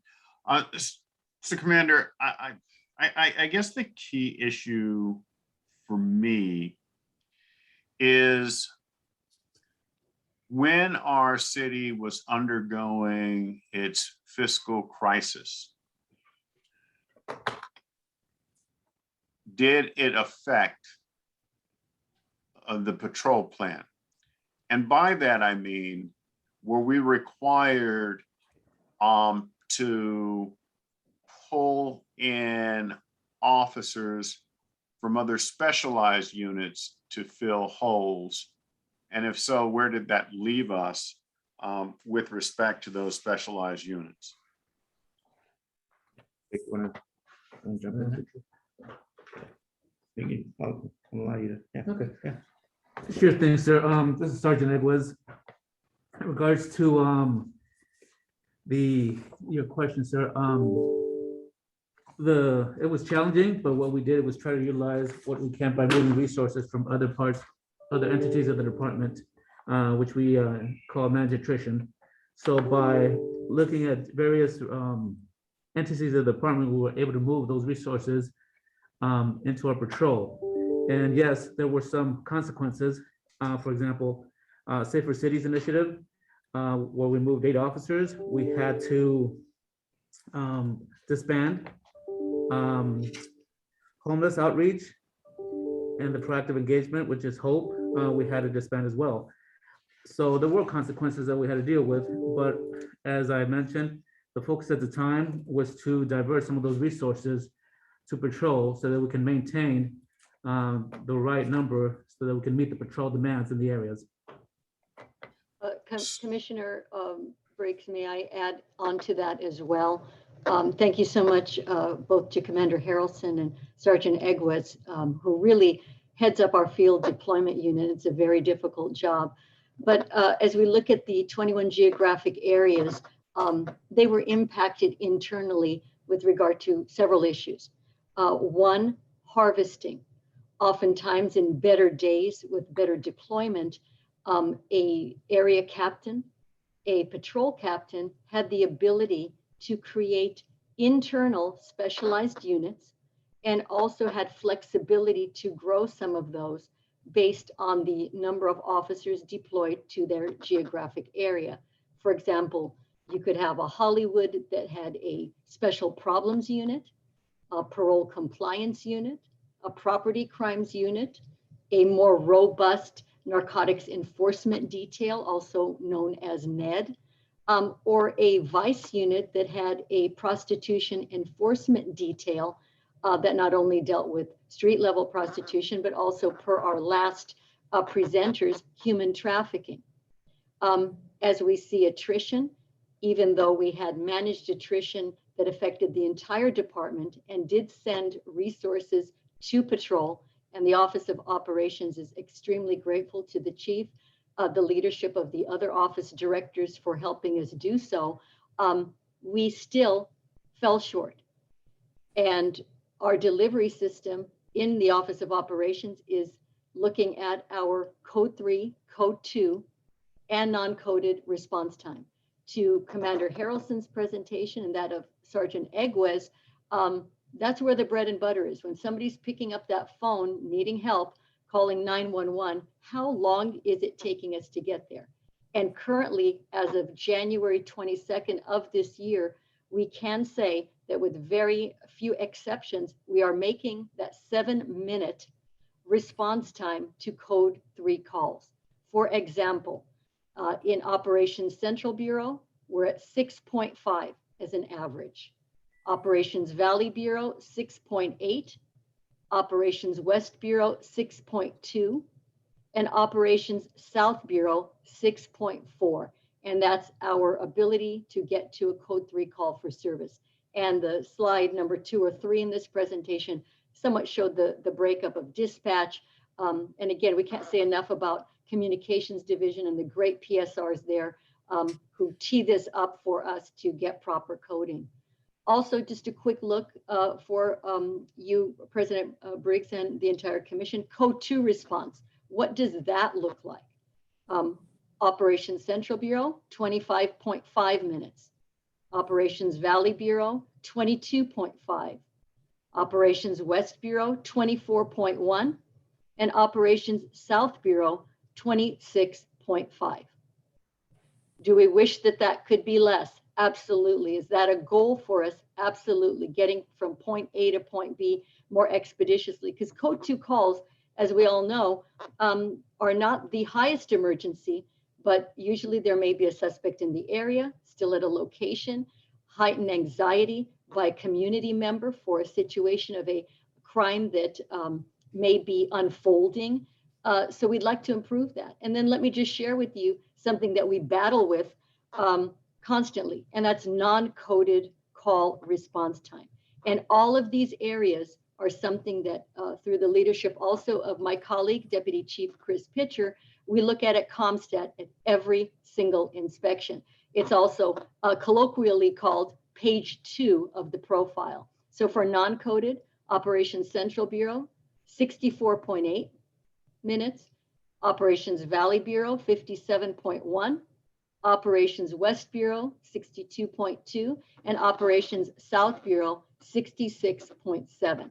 So I didn't want to flood us with numbers, but I wanted to somewhat paint a perspective of the challenge, why patrol plan is so important. What's the brass tacks of this conversation is, how are we getting there when people need us? And why the Office of Operations actually has built out a field deployment unit, because it is so important that we maintain that trust in our ability to get to people when they need us on a daily basis, 24/7. Thank you for letting me chime in. Chief Grimala, thank you for that. I really appreciate that explanation. That's extremely helpful. In my mind, it does beg a question. And the question centered around response time, and I think this is tethered to everything that we're discussing, is the dispatchers. What is the amount of time that a caller into 911 spends either on hold or can't get through before that operator picks up? And then how long does it take to handle that call before the dispatch actually goes out? I saw the figures that Commander Harlson put up, but is that what's happening today and in the real world? I don't want to speak for the support services and Assistant Chief Dominic Choi, who does a great job with also Captain Alex Vargas in overseeing communications division. But just a few things I'd like to say in that regard. I think that oftentimes we are not meeting the mark of expectation there, not because we don't have a beyond dedicated workforce at the police service representative level. Those are some folks that are the unsung heroes of first responding. They are often there under great duress, great anxiety, having to take these calls and hoping to get it right. And it takes almost 18 months for a PSR to fulfill their full training obligations. And quite frankly, some of them make it so far and don't make it to that finish line. So I just really want to emphasize that. I think they're oftentimes the forgotten heroes in this process.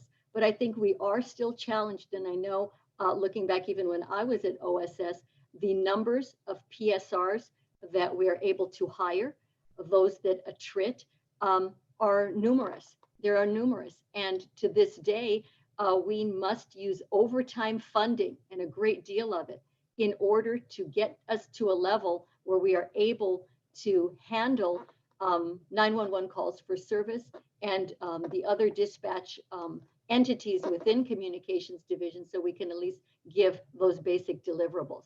I think we can do a follow-up with the commission with regard to actually the breakdown of that time. But I just really want to say it's not for the lack of one of the strongest work ethics I've ever seen personally. And my hat is off to the men and women of Communications Division. Thank you, Chief Grimala. Commissioner Soboroff, I saw that you had your mic open. Thank you, Commissioner. I want to bring up 2 points that been brought up before. I just want to chat about them for a second. Law enforcement, LAPD needs to deploy to crime. If we don't deploy to crime, then crime will go on and on and on and get bigger and bigger and bigger because there's no consequences. That's reactive. And sometimes it takes more time to deploy to some areas than others, based on where we're deployed proactively. And it seems as though through this presentation, which validates the thinking, that we're very careful about where we deploy the limited resources, and the place that we're deploying the limited resources proactively are areas where there is the highest crime. I don't know any other way to, I can't imagine any other way to do that. And this validates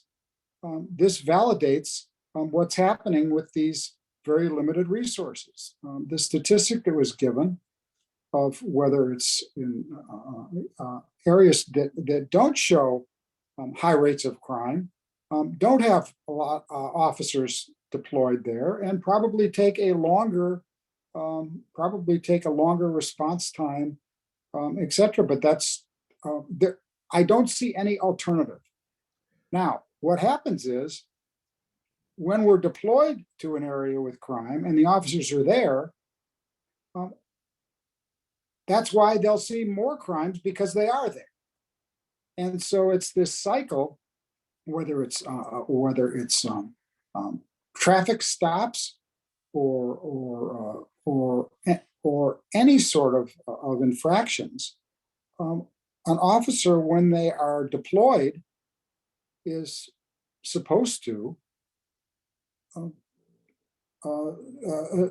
do what they're hired to do. And when they see crimes or when they see issues, so I don't know an alternative. I wish there was a lot more deployment all over the city, but you're dealing with limited resources.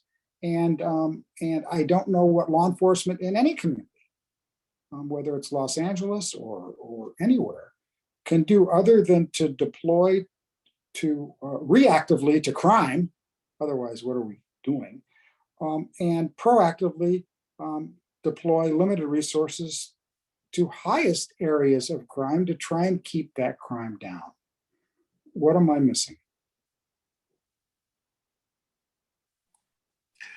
Commissioner Soboroff, I presume the last question was rhetorical, but I'll keep more to answer. Mr. President, if I could, because I want to be clear on this, the patrol plan that you have, the model before you, is much more complex than simply putting cops where crime is occurring or response time driven. In fact, the merits of this plan is that it's bivariant, meaning that it anticipates workload by historical standards. And it says that Los Angeles expects that when you have an emergency call for service, that a police officer is going to be able to respond in some quote unquote reasonable amount of time. And there's been studies across this matter for 4 decades about what is that reasonable amount of time. And in 1988, the city council said that reasonable amount of time is 7 minutes on average. That's when you should be able to expect an officer. But if this was just simply a fire department model of response time to fires, this would be a terribly a terrible model for policing in Los Angeles. And if it was only a model that only deployed police officers where reported crime was occurring, it would be unfair and inconsistent. What this model says is that 40% of an officer's time should be proactive and should be available for community engagement, to be seen, not because you're going to discover more crime, though you may, but because you're also going to deter crime. And you're going to be in areas where people are reassured that there is a police presence and that there's a certainty that these areas are being patrolled and officers have opportunities to engage in the public. So this model, to Commissioner Briggs' question, the department has had to harvest and realign resources in order to meet the 7-minute response time. And our efforts to maintain a 40% problem-solving time we've not been able to meet. We now are running that at 30%. So officers have less available time when they're not assigned to radio calls because the organization has moved as much as we can out of specialized areas, in my view, and still maintain policing in the 21st century to a mode of both generalist uniform patrols, problem-solving efforts in geographic areas, and responding to urgent calls and emergency calls. Chief Grimala did not talk. I'll just briefly say that a point wasn't covered. Urgent calls for service, code 2 calls, our service times 5 years ago were 15 minutes, 16 minutes on average. Those numbers are now in excess of 20 minutes. Our routine calls for service 5 years ago, our averages were 35 to 37 minutes. Those numbers now, as you heard today, exceed 60 minutes on average.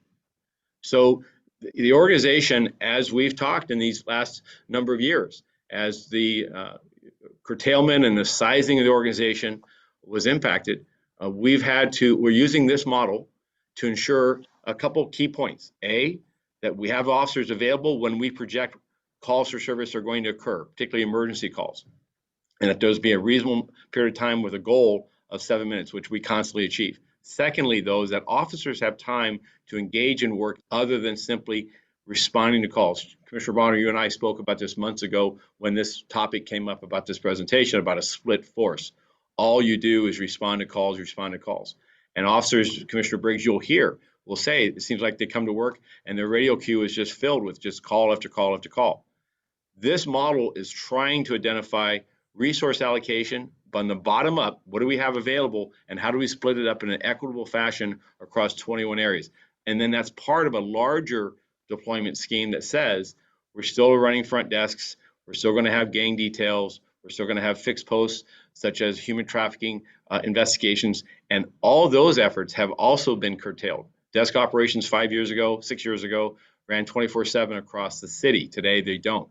So we have, when you see a workforce that has been reduced by 600 personnel, these are where these gaps occur or where these cutbacks occur. Now, my view is that this organization, working in the leadership of this commission and our elected leaders, has worked valiantly to strike the balance of what we have available and meeting the mission of what 21st century policing means, which is not simply responding to calls, not simply putting cops on where the crime is occurring, and not simply looking at the enforcement posture alone, but community engagement and that the outreach and engagement is also an important component. This is one aspect of that, but it is a complex subject. But Commissioner Soboroff, I wanted to. You're right. Stress about what we're not doing, which is we're not putting more officers in downtown Los Angeles. Therefore, all we're going to do is expect more crime.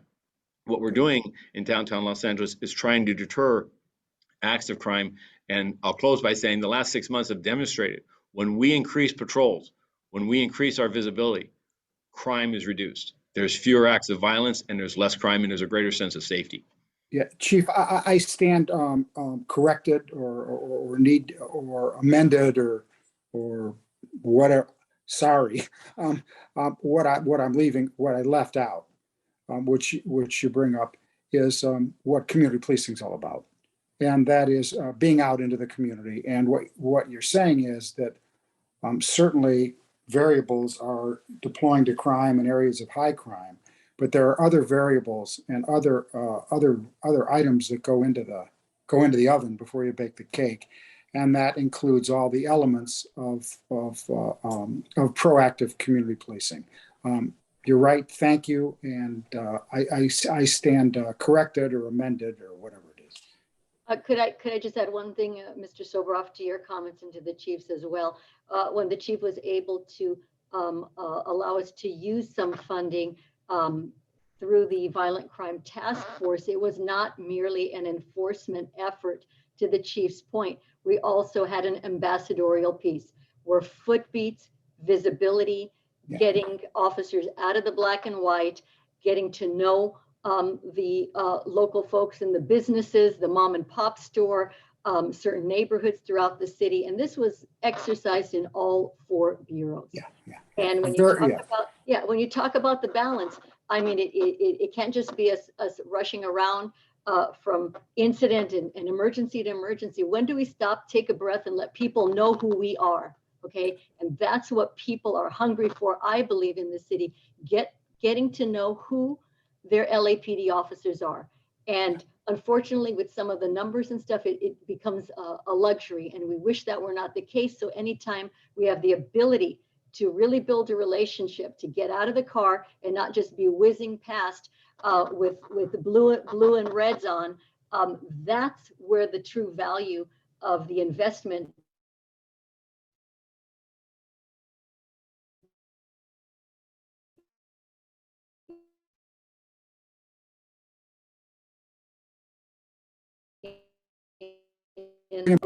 Thank you, Commissioner Sobro. Commissioner Decker, any questions? Just one. I think this is for the commander. Thank you for your presentation, by the way. Very helpful.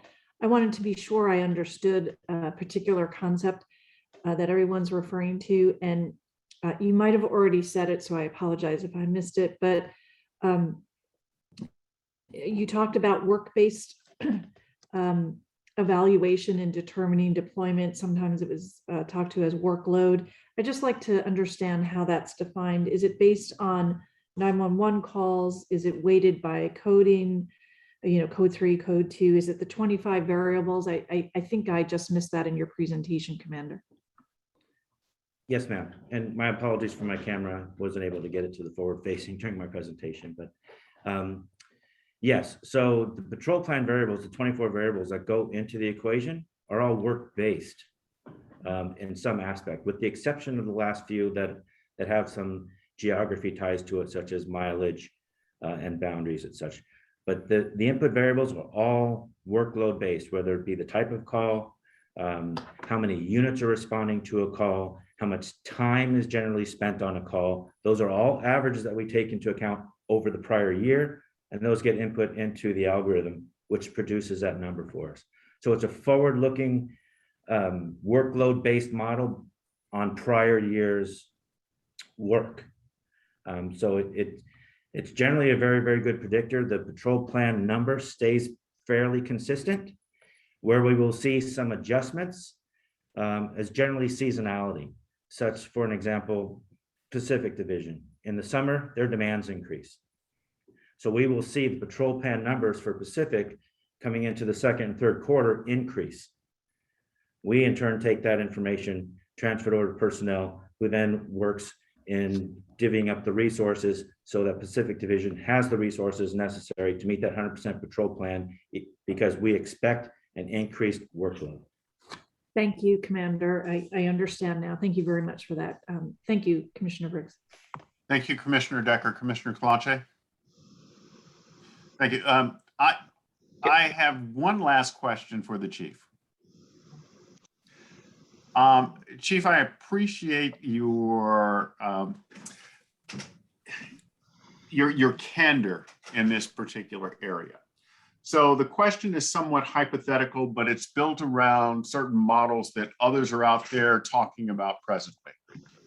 If we had 12,000 or 15,000 sworn officers, what would that do to our patrol plan? What would it look like, the response times? And what would it also do with respect to the specialized units that have been impacted from the fiscal retreats that we've had? So thank you. The added resources, frankly, would enrich the areas of the department's deployment schemes, meaning the department deploys uniform assets in a couple different ways: patrol cars, HOPE teams, the mental health units, our SMART teams, so specialized as well as generalists. Increasing our staffing would allow us to bolster and deepen those in each of those areas. And of course, it's a continued balancing act. And so what we're trying to do, for instance, in growing the department this next year is to deepen our resources in training. That's a whole nother area. Accountability, a whole nother area. These are issues that there's no one single measure. It's a complex organization. And as we enrich it with added resources, we see that we can bolster our presence, my view, our building of trust, a safer community.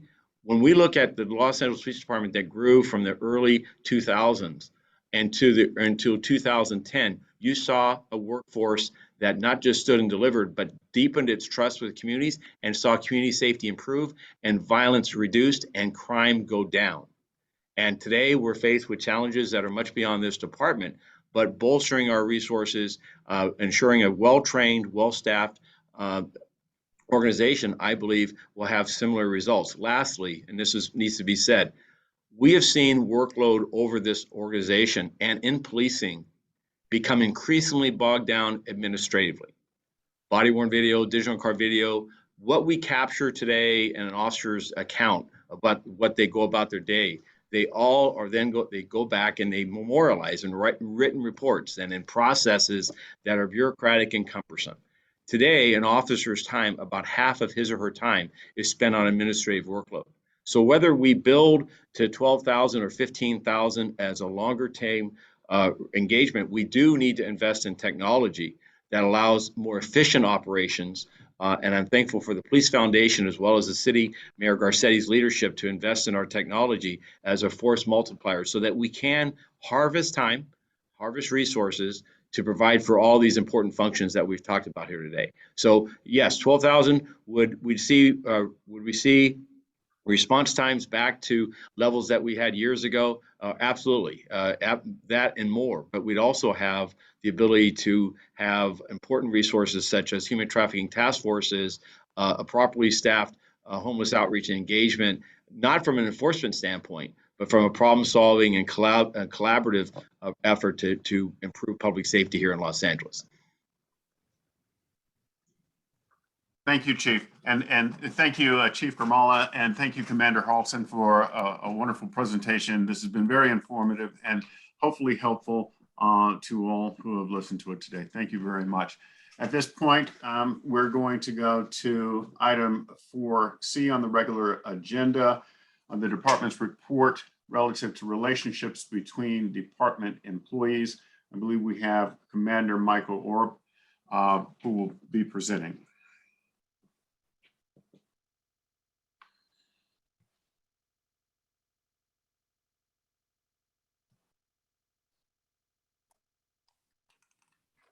Good afternoon, all. Can you hear me? Okay.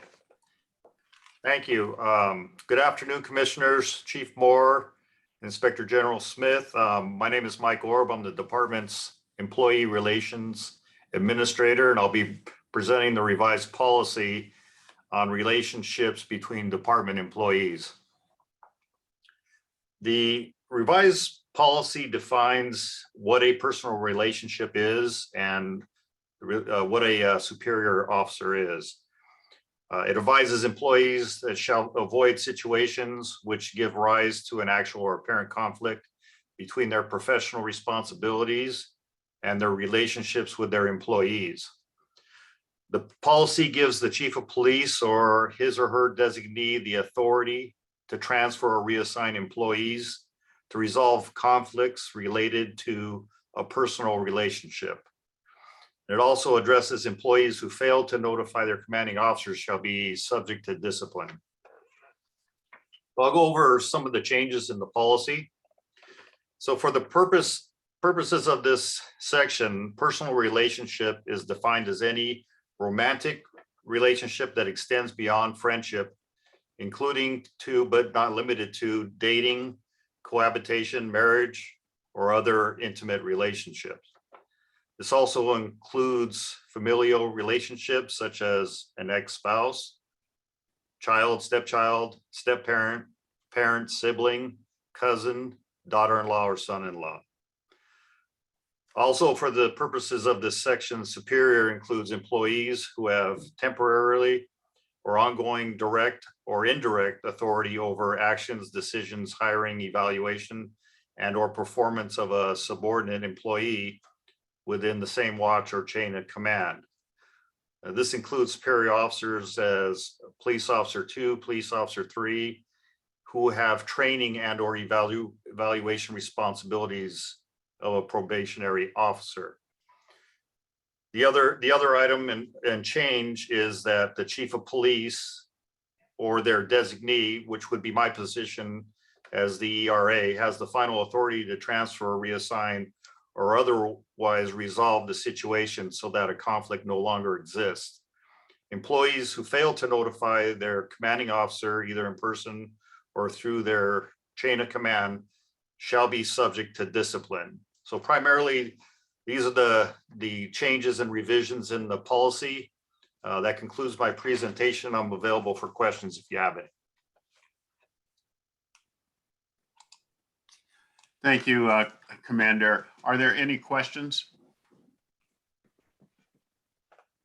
No questions. I move that we approve the department's report. Is there a second? Second. Motion's been made and seconded. All in favor, say aye. Aye. Aye. Motion carries. Thank you very much, Commander. Appreciate it. Have a great day. Thank you very much. Next item on the agenda is the Executive Director's report relative to the establishment of policy regarding the commission and department discussion time limits. Mr. Teefank, I believe you're presenting on this. Yes, Mr. President, I am. Thank you. As a result of discussions with President Briggs and Vice President Decker, it was suggested that we look at the development of a timeframe to manage commission items before the commission. And as a result of that, we looked at the city council rules and policies that they have as to what they utilize, and what is before you is modeled after their process. And very briefly, I'll go over it and they'd be happy to answer any questions at the conclusion of it. Excuse me. Commissioners requesting to address the board shall address the presiding officer indicating their desire to speak on an agenda item. If two or more commissioners at the same time make that request, the presiding officer will make that decision who will speak. Also, the presiding officer could decide to start the speaking himself or herself. The first speaker, whoever that is, if it's the presiding officer or a commissioner, would have 6 minutes to speak on the item at maximum. It would then rotate to the remaining 4 commissioners with 3 minutes each. And after they completed their 3 minutes, it would go back again to them for 3 minutes more, should they choose to speak. So we'd have a total of commission speaking time of 30 minutes under this plan. Department presentations would be 15 minutes per agenda item. And the president, or excuse me, the presiding officer could extend that time if the department representative indicated that they would need more time. Perfect example of 2 items today: the human trafficking presentation and the one you just had on patrol deployment. Knowing ahead of time those would take additional time, the presiding officer at the time of that item being called could extend the time period up front. The extension of speaking time could be done by the presiding officer, or should the presiding officer not do that, a commissioner could make a motion, have a second to that motion with an additional time. If the motion passed, that would be the new time frame. That very briefly is the process. There's a couple of grammatical changes I would like to just offer up. Under item 2A in the second paragraph, I would suggest it be changed on the second line: minutes for discussion, minutes to speak. And then on item 2B in the first line, it would be after all commissioners desiring to speak on a, instead of question, it would be item. And we would make those corrections should you approve that. Be happy to answer any questions you may have. Thank you, Mr. Teefank. Do any of the commissioners have any questions for Mr. Teefank? Seeing no questions. I have a question. Oh, go Sorry. ahead, Commissioner Kalante. Really quick. So when you say 6 minutes to speak or discussion, does that include asking a question and then the time it takes to respond? I just want clarity. No, it's not the department's response time. It's the commissioner asking the questions. It's not the department response time. So let's say you ask a question, it takes the department 10 minutes to respond. That 10 minutes is not part of your time. So only when I'm asked, only when I'm speaking. Yes, ma'am. Okay, all right. Thank you, Commissioner Thank you. Galante. Seeing no further questions, I move we approve the director's report. Is there a second? Motion's been made and seconded. All in favor, say aye. Aye. Aye. Aye. Motion carries. And that includes the recommended changes put forward by Mr. Tefang. Thank you.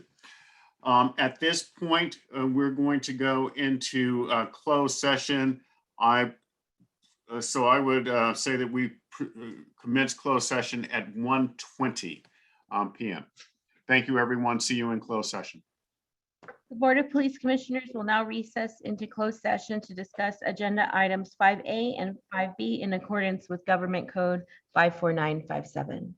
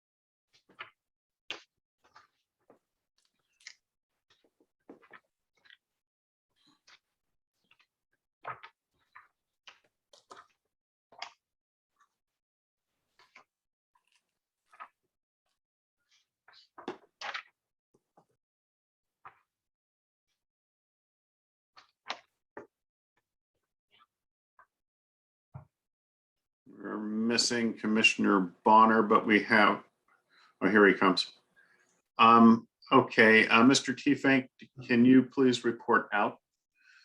Yes, Mr. President, the commission has concluded its work in closed session. It's released item 5A1, tactical unintentional discharge number 008-21. The commission unanimously adopted the chief of police recommendations, which were tactics, administrative disapproval, 1 police officer, 1, drawing and exhibiting out of policy, 1 police officer, 1, unintentional discharge, negligent discharge, administrative disapproval, 1 police officer, 1. As relates to item 5A2, law enforcement related injury 009-21, the commission unanimously adopted the chief of police recommendations, which were related to tactics, a tactical debrief, 2 sergeant 1s, 1 police officer 3, and 3 police officer 2s. Less lethal use of force in policy, 1 police officer 3, 2 police officer 2s, out of policy administrative disapproval, 1 police officer 2. As relates to item 5B, appointments were confirmed. That concludes the report. Thank you, Mr. Tiefenk. There being no further business before the Board of Police Commissioners, I move that we adjourn. Is there a second? Second.